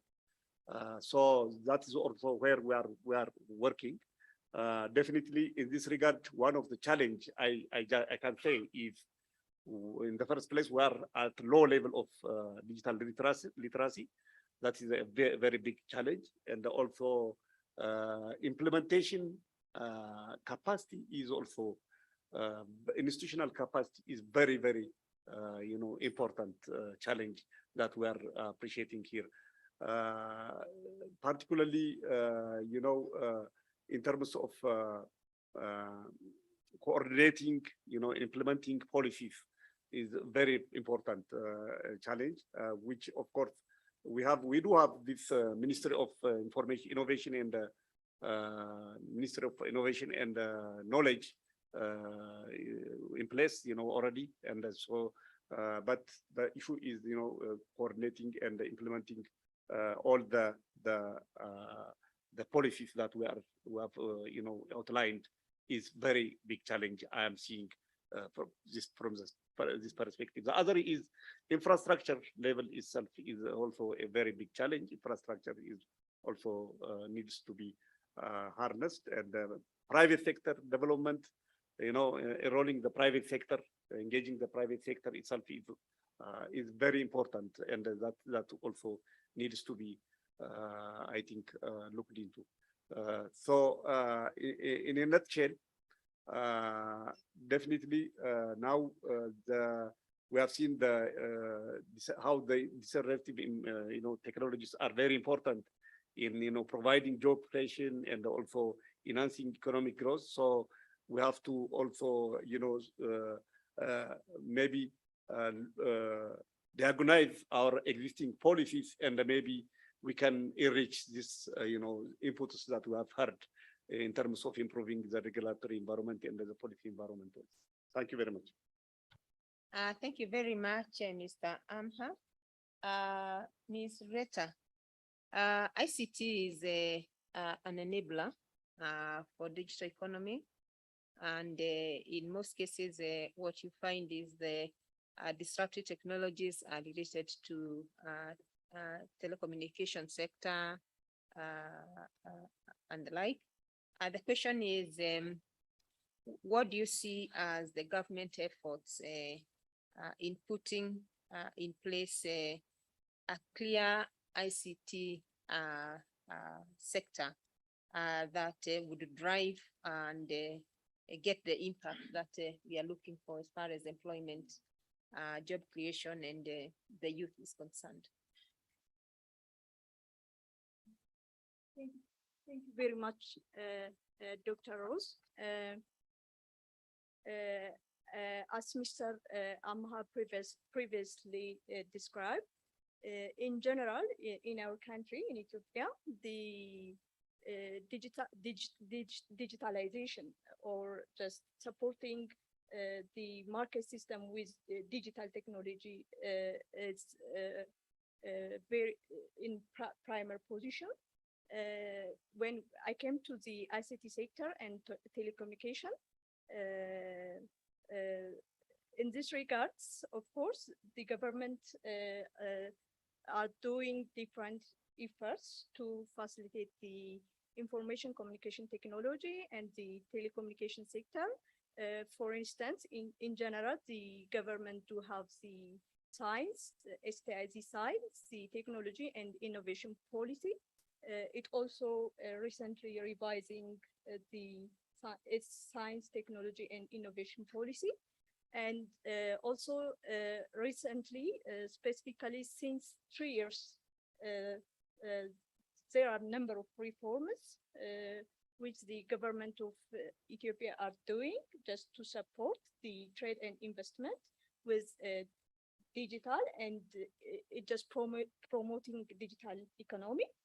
And in this regard, for instance, currently, the government of Ethiopia is introducing the national identification, and recently it might be after 10 or 15 days, it will be nationally introduced and launched. So these are the positive initiatives and efforts from the government side. When I come to, and also the ICT do have its own structures. It just, the government have established the ICT industrial parks. Despite there are a lot of issues that the ICT industrial park is issues needs are fulfilled or not, but there are established industrial park industries which are just established to promote the innovation, invention, incubation centers, and such kinds of efforts from the youth perspective and also the private sector perspective. So, of course, it's very difficult that despite having such kinds of efforts, we are still at initial stage in developing ICT and the telecommunication sectors. However, recently, for instance, when it comes to the telecommunication, having the limitations of the telecommunications we have in our country, the governments are trying to privatize the telecommunication sectors. These are the positive efforts of the government sides, and also currently in its 10 years national plan, it just have interest just to meaningfully engaging the private sector in PPP frameworks, which is public-private partnerships, just to having noticed that there is both physical and ICT infrastructure problems. The government is currently trying to engage also the private sectors to have engagement in the development of physical infrastructures. So these are the positive side efforts of the national government, our national government. Despite the lists of kinds of limitations that we have. Okay, thanks very much. I want to go back to Jenny. I hope you're still with us.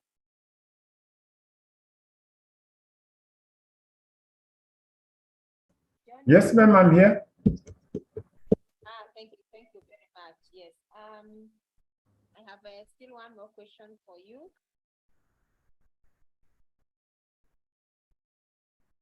Sorry. Yeah, thank you. Yeah, and my question is, when you think about the disruptive technology and probably the opportunities that is available, for example, for addressing the digital divide, which is very high among women, among the youth.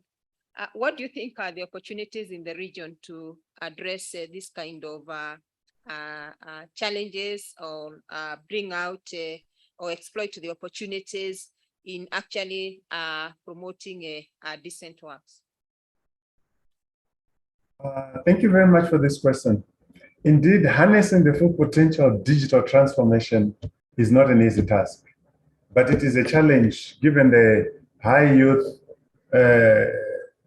dividend, which, if not handled well, could become a curse to our social and political fabric. We have to combat full head-on. And capitalizing on technology and innovation to promote decent work, particularly for young women and men, is a priority work of the ILO in Africa, along with the whole UN system. It is a priority that has been reaffirmed by Africa's 54 ILO member states when they adopted what we call the Abidjan Declaration after a meeting in Abidjan, Cote d'Ivoire. And that declaration seeks to advance social justice and to shape the future of work, or the changing nature of work in Africa as it is. And so going forward, what the ILO is promoting is what we're calling a human-centered policy agenda at the global, continental, and national levels. And what this means is that we need comprehensive action to transform the potential of digital transformation into actual decent work opportunities. And how can we achieve this? The first is we have to upscale, as I had alluded earlier, investments in connectivity to ensure affordable continental-wide access to internet. Without accessibility, without connectivity to internet, we cannot reap the benefits of the, let's say, the digital dividend. But this is still a challenge across many countries on the continent. And this is, of course, particularly acute in the rural areas. And we know that the percentage of the rural area population versus urban area, while it is still very high, it's slowly transforming in favor of urbanization with all the challenges it brings. But that presents an opportunity. I think it is common cause that we can best increase connectivity much more within the urban settings than the vast distances we have to confront in the rural areas. Of course, technology, particularly satellite technology, may bail us out. But this investment in connectivity is a key one. The ILO just published its flagship report, the Global Employment Trends for the Youth. And what that report shows is that investing in universal broadband coverage in Africa could result in millions of additional jobs for young people across the continent by 2030. Those job gains would not only be limited to the ICT sector, but they would spread across the economy, including construction, distribution, retail. So this is the first one. The second is to strengthen digital skills among the young people and create decent digital jobs for youth through partnerships. particularly with the youth themselves. The ILO today, we have a project called Boosting Decent Jobs and Enhancing Skills for Youth in Africa's Digital Economy. And this is being done in many pilot countries throughout Africa, of which Kenya is one of them, Rwanda, South Africa, if I can mention a few, Nigeria. And this we are doing in partnership with the International Telecommunication Union and with the support of the African Union. And as part of this program, we've already invested significantly in broadening the knowledge base of what is required to create decent digital jobs. We are also piloting digital skills training together with youth-led organizations. And of course, we are putting youth and youth-led organizations at the center because we are well aware they always say nothing for us without us. Thirdly, and finally, is the need to address the key challenges of digital transformation. We need to intensify dialogue, social dialogue as we call it, between employer organizations on the one hand, the workers, and the government. And in this, we have a principle we're calling the human in control in our approach to the digital economy. And we say that final decisions affecting workers should be taken by human beings, not by algorithms. And that social dialogue should be able to help us domesticate laws implementing the fundamental labor principles and rights for workers that should apply to all, including those in the digital economy. As I outlined in my earlier response, we see really a real threat in eroding worker protection and worker rights in the digital economy, particularly on issues around social protection. Through dialogue, we should therefore be able to place the issue of the employment status of workers and the provision of social protection at the center. Let me, in the interest of time, end here, Madam Program Director, and give it back to you. Thanks very much, Johnny, for that. I want to come back to Miriam. And I know that in Kenya, for example, I have seen a data protection policy developed. I've also seen Ministry of ICT coming up with programs for the youth, to develop the skills for the youth. I'm wondering what other opportunities are there to exploit further adaptation of disruptive technology. Thank you once again. And I like what you've mentioned, and it's more to do with the service sector. I still want to insist that we really need to look at digitalization and disruptive technology from the perspective of the manufacturing sector, value-added goods, and how we can contribute as Africa to this big agenda and be able to get the value addition and the benefits of manufacturing some of these technologies. So I know there are a lot of opportunities that can come through that. But of course, the other issue that came out from the findings is the issue to do with economic performance of countries, and how that correlates with what we intend to do around digitalization and having these disruptive technologies work for us. And they're already there and they're coming up. And one of the things, of course, we need to do is to see how to enhance our economies. And a very good example within the manufacturing sector is our automotive sector, and specifically the motorcycle sector in Kenya. We've seen adaptation of a lot of digitalization, whether it's in the assembly lines, whether it's in their supply chains. And why this is happening is because of the growth of the motorcycle industry, not only in Kenya, but within the East African level. And so we can see very close correlations and what came out from the findings about us prioritizing our economic performance as African countries, and how we can move into quickly take advantage of opportunities in digitalization, in jobs, growth of jobs within the private sector, and we'll be able to help the countries move forward in any kind of agenda that we want, apart from, digitalization and the disruptive technologies. Thank you. Yeah, thank you very much, Miriam. I want to come back to Letta and ask her to, you gave us a very good perspective of the ICT sector in Ethiopia, but I want to also ask you what opportunities have not been exploited? What opportunities are there to exploit more in accelerating the disruptive technology in the region? Not necessarily the ICT, yeah. Thank you. Thank you, Dr. Rose. Of course, I can say that we are not at all exploring the advantages of the disruptive technologies in our countries. So that means we will going have a lot to do in order to exclusively using the advantage of disruptive technologies that we would have the positive impacts in our economic development for youth employment and of course in accelerating the poverty reductions, which is currently these are the two issues.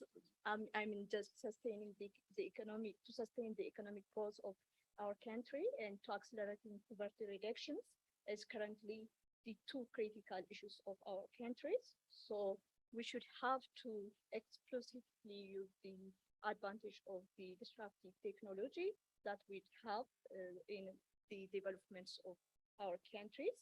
So in this regardless, as it requires us from our previous papers discussions, we have heard that it just requires high capital.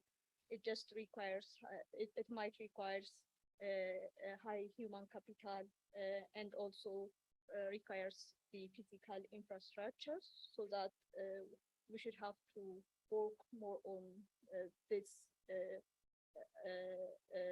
areas just to explore the advantage of the disruptive technologies would have for our economy.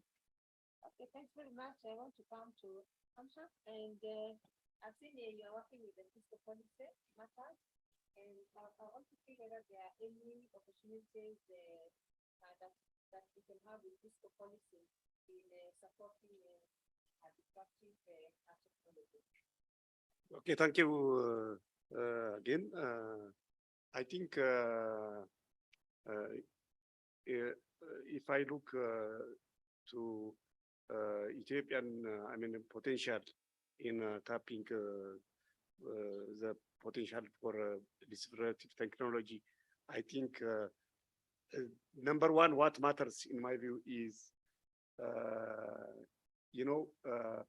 the private sector in Ethiopia is still at low level. So one area that we have to also promote, and enhance is private participation, private sector participation in the economy. So in that regard, of course, Ethiopia is providing a lot of physical support for private sector to engage even in this area. But recently we are also looking into, for instance, promoting, supporting the young entrepreneurs, particularly the young entrepreneurs, which, startups, which have no, for instance, financial access. They have lack of financial access. So that is a big problem that has been seen. That is where we are also looking into. Of course, the other investments, the big investments have already this kind of support in the system. And the gap that we are seeing is for small enterprise, for the startups that we are seeing.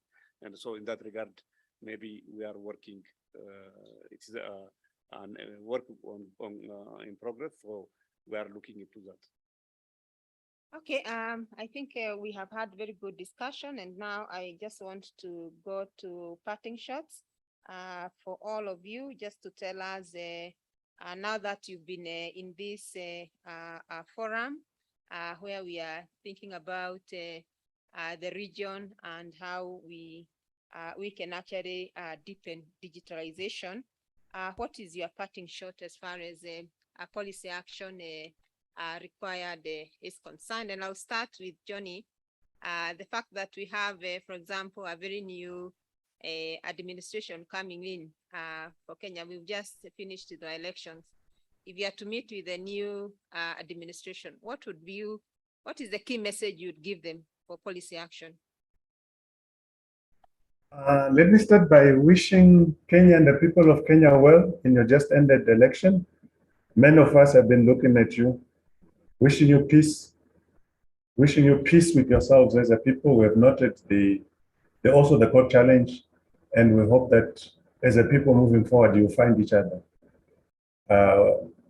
Having said that, I think if I were to meet President-elect Ruto, I would say to him, the young people are the future, and that getting jobs for young people will be his most urgent task, and that the 230,000 votes by which he won may quickly disappear if he cannot place jobs for the young people at the disposal of the young people. And the biggest way to do that is to look into digital skills and to facilitate this digital transformation of the economy. And therefore, he needs to look at the issue of connectivity. Kenya already has a fairly good or high percentage, if I'm not mistaken, maybe 30–40% internet connectivity rate, but that is still very, very low.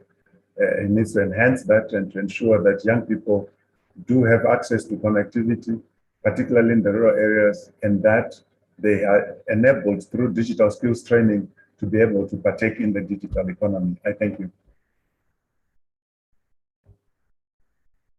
I go to Miriam. If you meet the next Minister of Industrialization, what would you tell him or her? Thank you again, Dr. Rose, and it's been a pleasure to be part of this panel. I think for me, it's to advance the regional perspective of the opportunities that we have. And for us as Africa to leverage on strengthening digitalization and also to take the opportunity to get into the technological products space, and especially because of the African Free Trade Continental Agreement that we've entered that is binding to all of us. We should be able to leverage on those opportunities and be able to take advantage of the opportunities that we have at a regional level.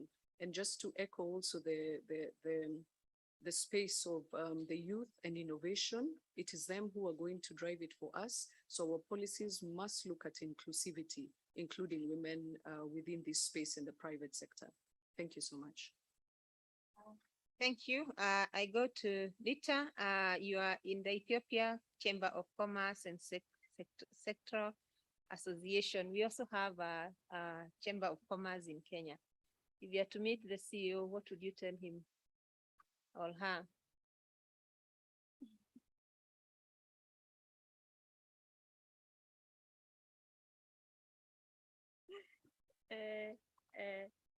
Thank you, Dr. Rose. If I just got the chance to meet with the Chamber of Commerce of CEO of the Kenya, I would have to explore the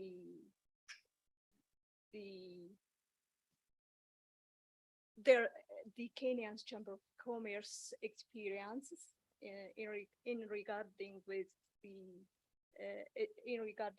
its efforts just to push the governments just to devise policies that would have endeavoring the private sector's engagements in their national economy.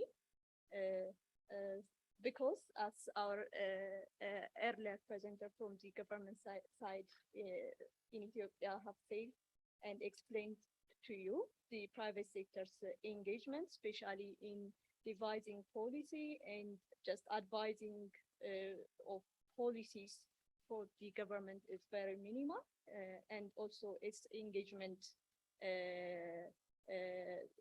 in the development of the actually even the system doesn't allow the private sectors to have meaningful engagements, especially in the telecommunication sectors and also previously in public infrastructure developments, so that I would have advised the Kenyan Chamber of Commerce executives their experiences in this regard. Thank you. Thank you very much. And I finally go to Amha, and I actually left you out the last because you are a policy maker. Now this floor is yours to give us your cutting shot as a policy maker. Okay, thank you very much. So as a policymaker, we listened to the researchers, definitely. And there are a lot of knowledge here. So tapping this knowledge to inform our policy is very important. And we need to really, where these recommendations findings are fit into our economies. So we really we have no problem in adapting policies and the strategies. So really commitment is, implementation commitment is where we have problem. And so really we have to be serious in that regard, and we need to utilize all these resources that we are hearing here. So that's what I would like to take as a message for you. Thank you very much. He's spoken like real policy maker. He's taken all your views. I don't know what else I need to tell him as a policy maker, but it's been a very good, wonderful panel. We've learned a lot in terms of what is happening in the various regions, the challenges, including aspects of access to reliable and affordable internet divide, and especially the emphasis on the differences between the rural areas and the urban areas, and how we can actually do social protection for those who would actually be disadvantaged as we do the disruptive technology. But we have also learned that social dialogue is very, very crucial between the employers, workers, and the government.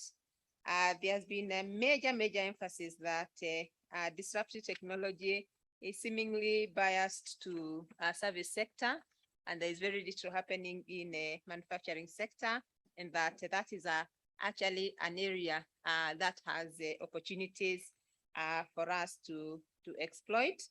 We've also learned quite a lot in terms of the key milestones that, for example, a country like Ethiopia has done, coming up with a digitalization strategy, ICT strategy, and also the reforms that are going on in the ICT sector, including having ICT parks that would promote innovation with the incubation centers. And finally, I want to say that we've been told we need to promote the private sector because it is through its participation that would actually see us yielding the benefits of digitization. Thank you very much. And I want us to applaud the panel. And I give back the mic to the organizers. Thank you very much. Thank you very much. Policy panel, we can give them a round of applause. Thank you so much. We had a keynote speaker, and we thought that instead of interrupting the policy panel, we come in with his presentation. We have Mr. George Njuguna, representing Peter Ndegwa from Safaricom. We know that Safaricom is an enabler of a disruptive technology, of one of the major players in our Africa and MENA. Mr. George Njuguna, please. Yes, Thank you so much. I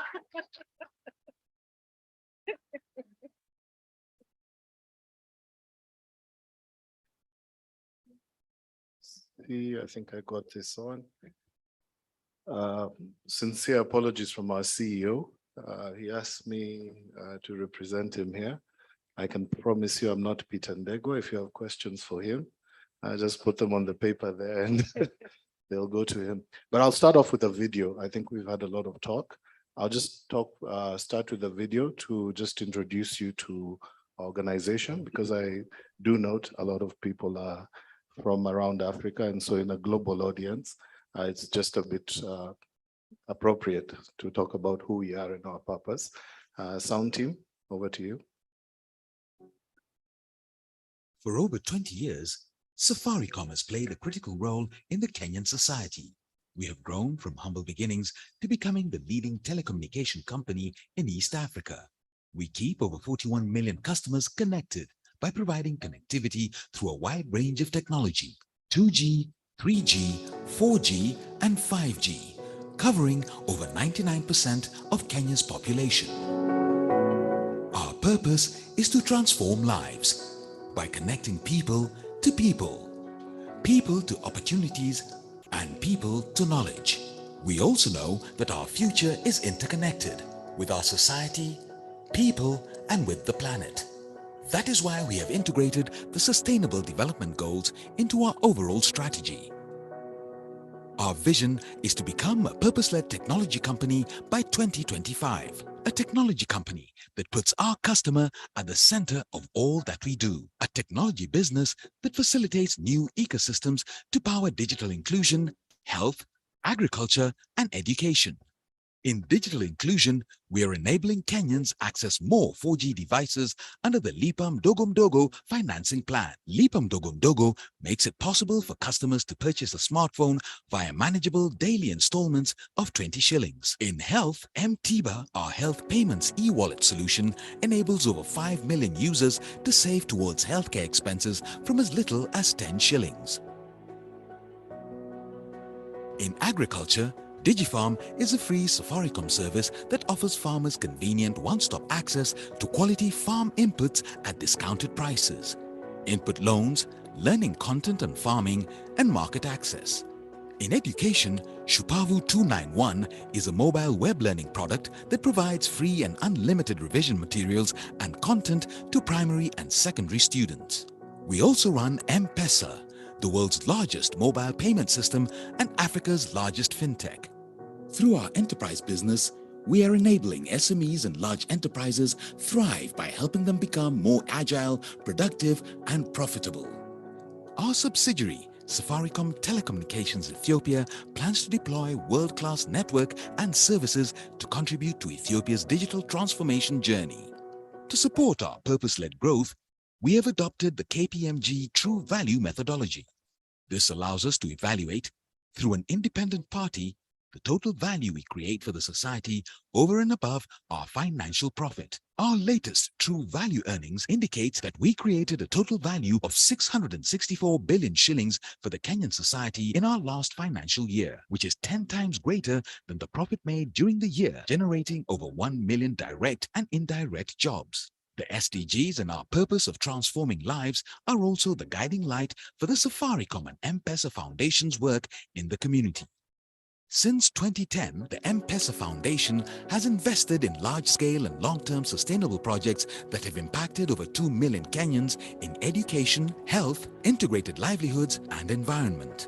The Safaricom Foundation, with a footprint in all of Kenya's 47 counties, has since 2003 implemented over 1,400 community projects, impacting over 3 million people in health, education, economic empowerment, water, disaster relief, arts and culture, and environmental conservation. Over the last 2 decades, Safaricom has become one of the biggest corporate supporters of sports, music, and the creative arts in Kenya. Through events such as Chapa Dimba na Safaricom, Twaweza Live, the Safaricom Golf Tour, and the Safaricom International Jazz Festival, we have seen that sports, music, and the arts have the potential to bring Kenyans together as well as transform lives. We are also exploring how frontier digital technology can save lives, create sustainable livelihoods, and protect natural habitats. In partnership with the Kenya Red Cross Society, we developed M-Salama in 2018, a tool to send out early warning text messages to people living in flood-prone counties, asking them to take precaution. In partnership with M-Copa Solar, we have provided access to solar energy to over 800,000 households with an impact on 3.3 million lives. Together with Circle Gas, we are providing over 41,000 customers in low-income households in Nairobi access to clean, affordable, convenient, and reliable cooking gas. We are also involved in Trees for Carbon stocking, and over the last 8 years, we have been measuring our carbon footprint to understand impact on the environment. The COVID-19 pandemic reinforced our belief that together we are stronger. We doubled fiber speeds, thereby enabling customers to work from home more efficiently, and waived the M-Pesa transaction fees for amounts below 1,000 shillings. We launched Bonga for Good, an initiative that allowed customers to use Bonga points to pay for essential goods and services or to donate their Bonga points to those in need. This is now a permanent service, with customers being able to redeem their points at any Buy Goods Till Merchant countrywide. We also set up the 719 COVID-19 hotline in partnership with the Kenyan government to support Kenyans in understanding how to prevent and manage suspected cases.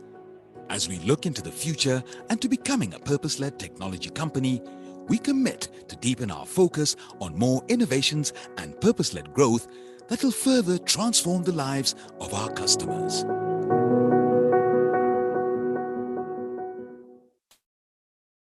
Thank you, sound team. Thank you, sound team. Thank you, sound team. Thank you, sound team. So for our visitors, I think that's a sorry guys, I'm good. That's a brief overview of our young company. We're just about 22 years old, but certainly making an impact. Our purpose does remain transforming lives, and very much in line with the African Economic Research Consortium objectives. Thank you so much for the invitation to be here. I'll take a very short period of time. I must say, I can't remember the last time I was in a room with so many doctors and professors. Maybe it's 13 years ago when I was presenting my thesis. But looking at one of the prof who was asking questions, I hope he doesn't dissect my presentation as he did Jason's, but I'll try and do my best. So just talking about us, so our purpose does remain transforming lives. And we talked about our vision. We are telco with perhaps the most successful fintech in Africa. But we talked about how are we going to transform to be a technology company, but still retaining that we want to be purpose-led. Our brand promise is about being simple, transparent, and honest. When our former chairman, former CEO, came back a couple of years ago, he felt that we were a bit of a complex business and busy. And so he came up with what we call Safaricom Neo, which is about being simple, transparent, and honest. And this is what we live through in all our developments, solutions.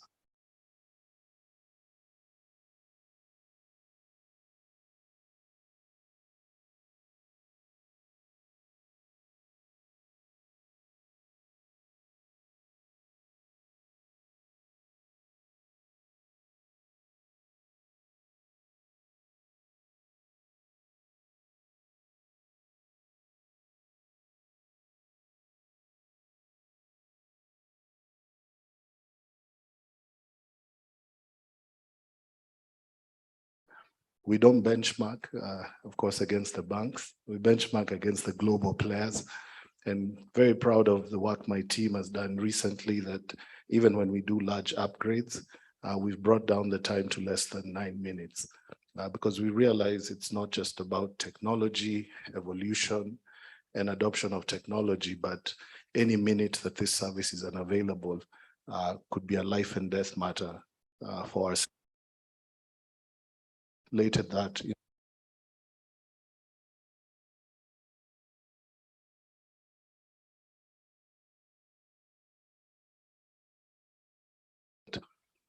The impact of the work we have in technology, not just connectivity and digital, is really a modest estimate that over 1 million jobs are sustained that we can actually directly link. And then 6.5% as we talk about our GDP. Just talking about our mission, we are looking a lot about how are we going to accelerate our growth, but recognizing that superior customer experience is still important, and underpinning that is a bit on what you talk about, some of the technologies, looking at data and analytics, and I'll just touch a bit on what that means. But it's really getting the customer engagements and experience deepened.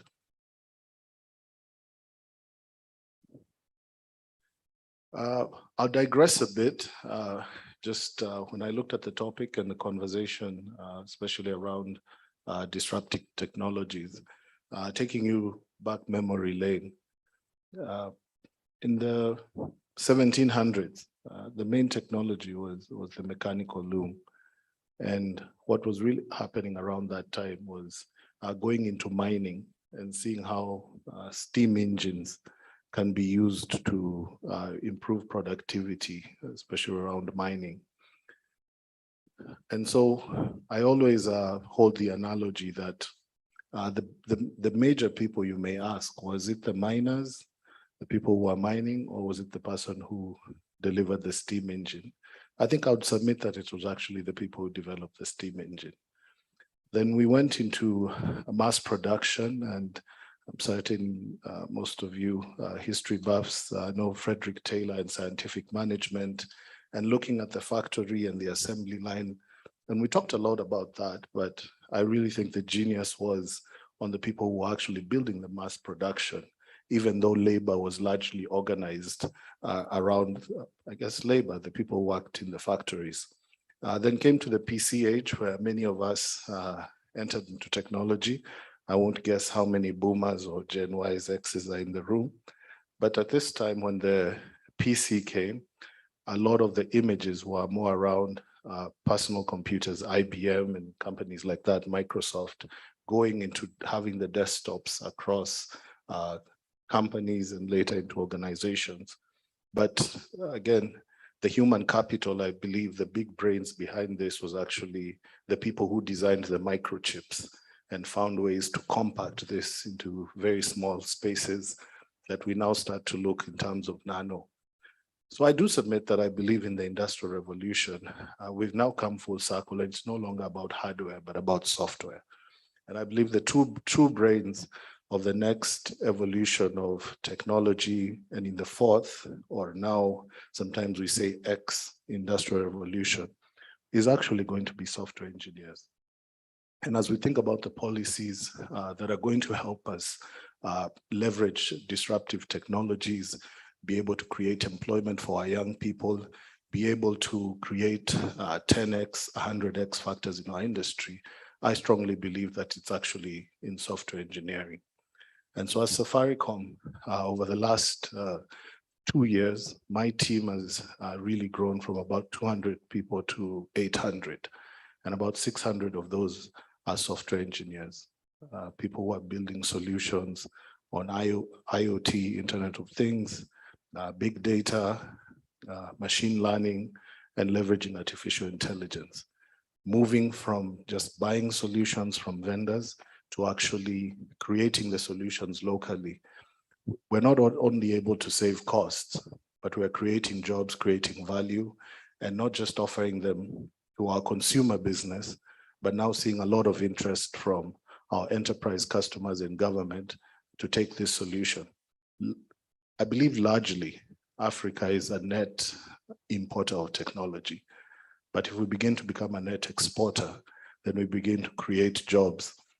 Fascinated by the Karnataka region in India that boasts of exporting $50 billion a year in terms of technology, where Bangalore is based. I believe as Africa, we've not even reached there. And that's just one province state in India.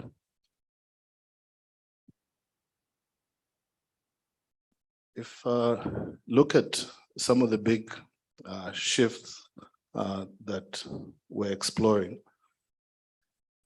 When we went to, probably stick one back, we attended GSMA, kind of the big mobile conference this year. The usage to coverage gap is about 3.2 billion people. What that means is connectivity exists, but those people are not able to get onto broadband. I equate it to having a very good and slick road outside your house, but you can't get on the road. You see it, and sometimes we joke as we grew up in Kenya that you'd go to some areas and people would be using the road to lay maize and other things because there were no vehicles. And so the flat surface created opportunity to do other activities other than what roads were meant for. That's the same thing with technology. And what's the big challenge? It's affordability. I've seen it in one of the papers. There's skills, but also lack of content. So much of the time when we look at the big usage on our network, actually you'll be surprised, it's TikTok. And how much African content is actually coming off of there that's relevant. So if somebody can't speak English, can they consume this content? And so again, I think even on the content space, especially from what we see in Kenya and East Africa, a lot of the content is also we are a net importer. So what are we actually going to produce? And to the researchers here and people in academia and policymakers, we need to start producing more of local content, local solutions. And therefore that's going to spur growth and jobs in our economy. We're finding the talent was a big challenge. As I said, I've onboarded lots of people. I've probably lost 25% of my team to global players. Now you're trying to do digital transformation and you really need talent. Then you're competing with Amazon, Google, Microsoft. Microsoft opened a development center across the road from our HR director's office and put a big sign. He always jokes that every day he walks to the office, he knows that somebody there is looking at him smiling. And then Google announced that they're coming to town. And we really can't stop people from going. But again, the challenge, we took this as an opportunity to relook at our HR policies. And we started saying that the only way to get growth and certain benefits and better pay is not just in management, but recognize the need to put in what we call a contribution model. That you can just be a subject matter expert in your space and be paid as high as a director or a CEO because of the contribution that you're giving to the company and the expertise that you hold. That has seen us curtail and address some of the exits, but it will continue to happen. And you can't ignore talent because we strongly believe that it does set the tempo for change. And so you have to continue being in this, and you can check online some of the talks I've given about the talent war. It's something that we can't hide from. We need to keep addressing it, but also see how we can come up with solutions to grow the base. How do we partner with academia to bring in a lot more people with technical skills into the industry? So even as we lose some, we are gaining a lot more each year.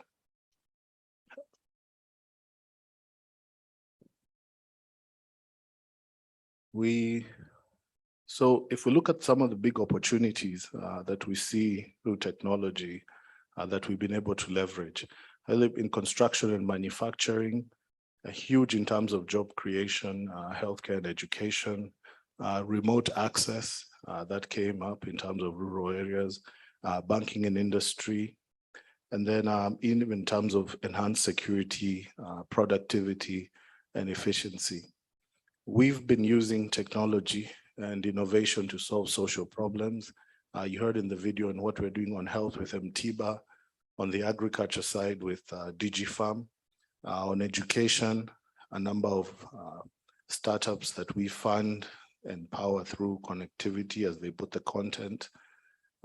Looking at what we do in financial services, I think we're quite well known, and it's been great to see fintech and investment blossom in Kenya and on the continent. I think a lot of the papers, their preamble is the M-Pesa story, and we're happy to not just share M-Pesa with Africa, but also share it with the world. I think our partnerships with public sector are quite important.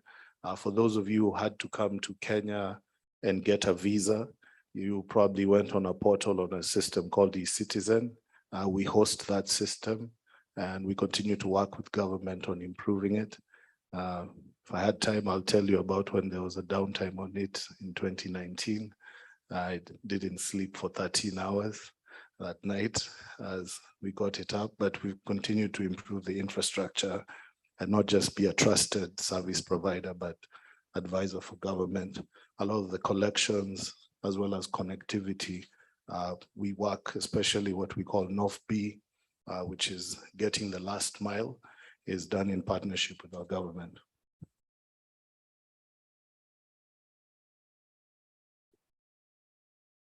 So what do we need to do? I think we are working not just for us, but our business, but also with many of our partners to build what we call digital ready organization.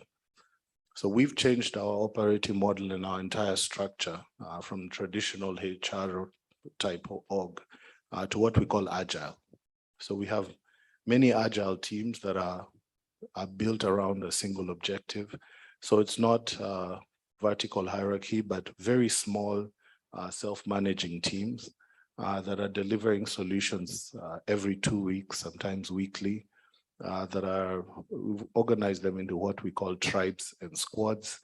You can look at that for more detail, but we're seeing a lot of improvement in how versatile we are. That means for my team, about 80% of them don't sit in the traditional IT org, but are actually working in the business. They build solutions, support them, improve them, and are constantly hearing from the customer and the business and able to address their problems. I would say it's almost like devolution at hyperscale level with real results. And we say the customer is the one at the center of the circle and not really power. We talked about mission leadership, which is important. We have a mission. And what we tell the teams is what needs to be done, what in terms of where we're trying to go and why we want to do it, but we don't tell them how to do it. We believe that people coming into the workforce, this knowledge economy, they're smart, and they didn't join our organizations to be given top-down instructions. They joined to be part of creating value and transforming lives. So by giving them just the big picture and enabling them to develop, adapt, and roll out solutions, they feel empowered and part of the creative cycle, but not people who are working in the Frederick Taylor type of factories. A lot of collaboration we've done in terms of digital talent. I'm very happy with what we're doing with universities. So academia, our partners, tech hubs. We recently launched a digital talent program with about 40 organizations signing up. And we want a commitment to train 1,000 people in software engineering this year, and Safaricom committed to absorb 200. We're going to work with academia in terms of training them. I believe there's a large opportunity working with academia. If we look at new technologies like IoT, I don't believe we have a single institution in Kenya that can say that they have a center of excellence on IoT training. So again, what does that mean? We go to vendors. So we're not just importing technology and content, even people to do these things. If I look at the graduates that are being churned out, and I say this with a lot of humility, they're still operating on curriculums that are not relevant to the challenges of the 21st century.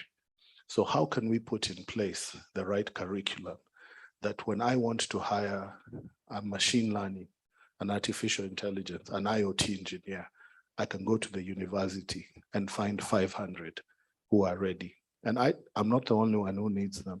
The people who are poaching resources from my organization need them as well. To get a technology like IoT working, it's not one institution that's part of that chain. There's the person who is building the device. There's us who are providing connectivity. There's the person who's going to do the analytics from the data coming from it. It's an entire industry but we are not, as a country, at least I can speak in Kenya and in East Africa, where I've spent quite some time in my career, we're not able to produce people or to have people out of our universities who can leverage these opportunities. So we then look perhaps closest to India, sometimes to South Africa, and many times to Europe and other parts of the world.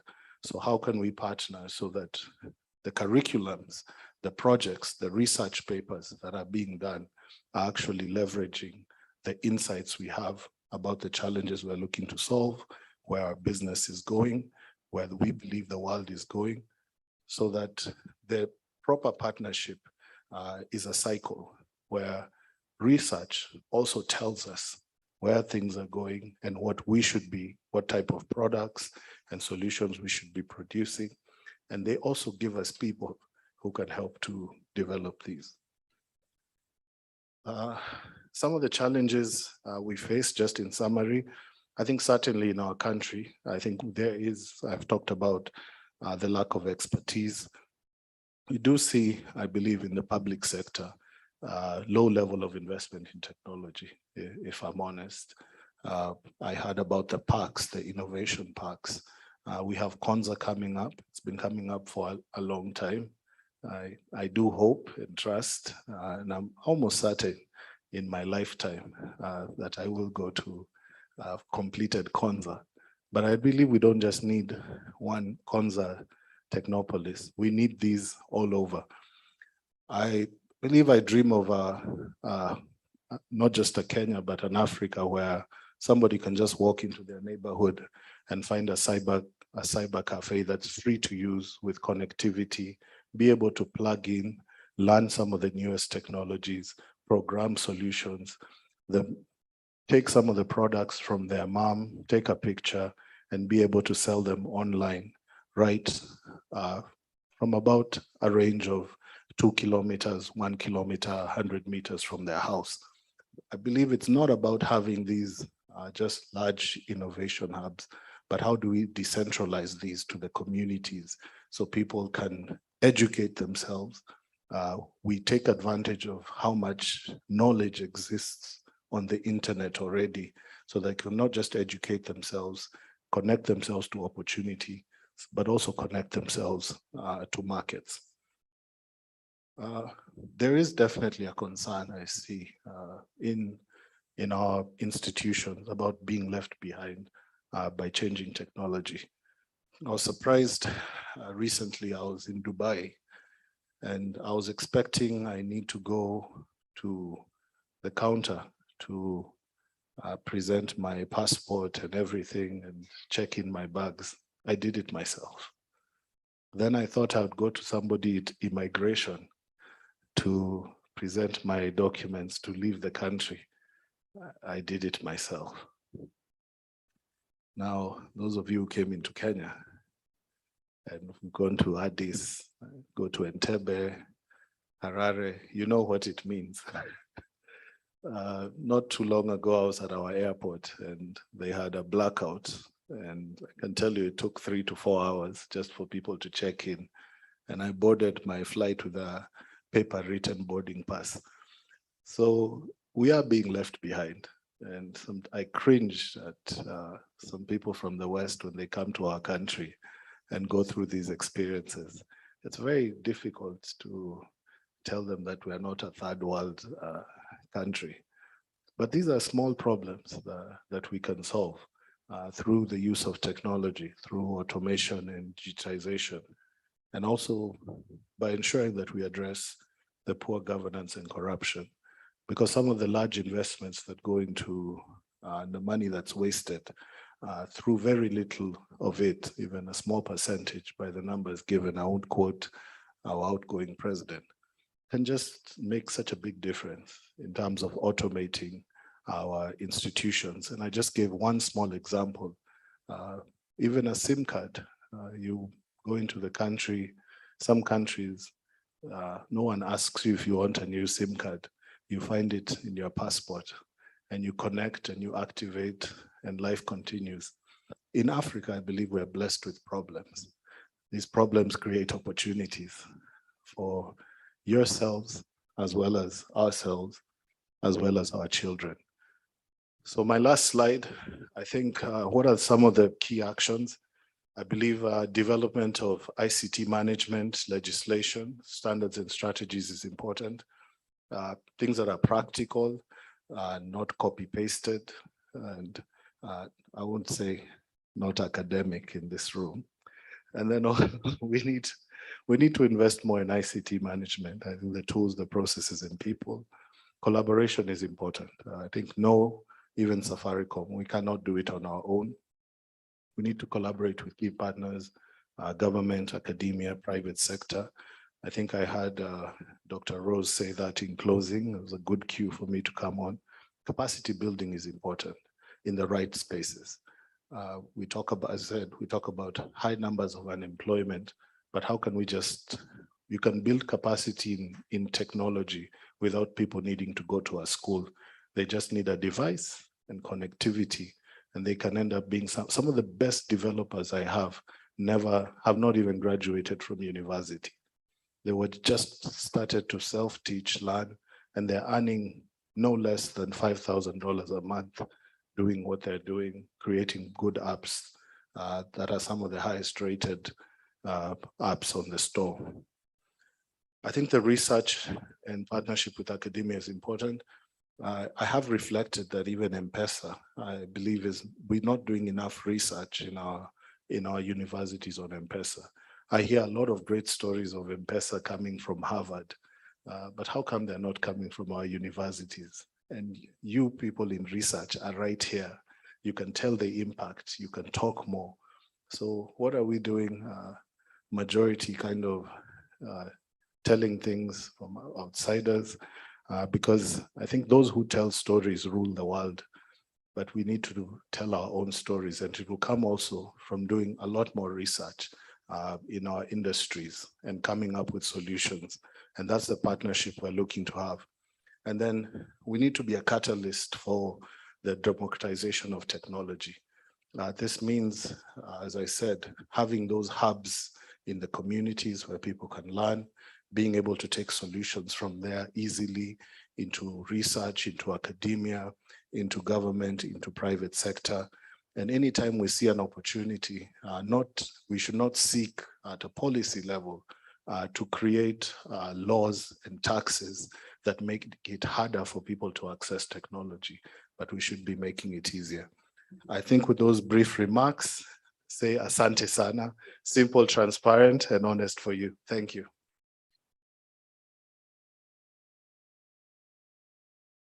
Thank you very much, George, for that elaborate presentation. And you've seen how mobile telephone industry, or telecommunication industry is really shaking up, or is really disruptive in a positively disruptive way. Thank you. I hand over the session to Abebe. Well, I think, George, you really wrapped it up for me. And even you gave us some good ideas about when to host a keynote. It's a disruptive, actually, at the end of it. Because, I really enjoyed your presentation. And of course, I mean, I'm a fan of also Safaricom. I think I lived in a few African countries. And when I came to Kenya, one of the things I loved was the simplicity of the banking system. And most importantly, M-Pesa. I haven't had cash in my pocket last 3 years. Always just paying with M-Pesa. So I used to think for myself, how much is this guy taking for the transaction? Was it worth it? It's so simple because it's also addictive. I have also some exposure in Europe. Let me tell you, the banking system here is probably in the frontier. My US bank doesn't work. Sometimes with a little glitch, here you can make international transfers. So one time I was even pleasantly surprised in Addis, I was able to pay all my bills, electricity, water, and medical things for the family here through M-Pesa. Suddenly, I don't know, it was working my phone. I think there is some. So honestly, today we enjoyed all the presentations from our researchers and from our policy panelists, and I really thank everyone. We start with the Carnegie Foundation. Hopefully next time Safaricom should be the one funding this type of research. And by the way, we are doing also in another project, similar thing, just to evaluate the impact of M-Pesa at the macro level, for instance, on monetary policy, but at the micro level also on issues of financial inclusion, and also a bit on the potential for interoperability of platforms and what are the constraints, and especially catching up with the new technologies. So hopefully we can, ARC will continue to do what you have said, is establish the bridge between research and innovation, so that for us also to understand the whole data generating process in this fourth industrial revolution, the one you have mentioned. So after that, I thank ERF, the Economic Research Forum based in Cairo, who led this collaborative research. So we are very appreciative of that. And then I thank, of course, our ARC colleagues who made this possible, our IT department and our research department. And then I also thank Dr. Rose for your kind and very able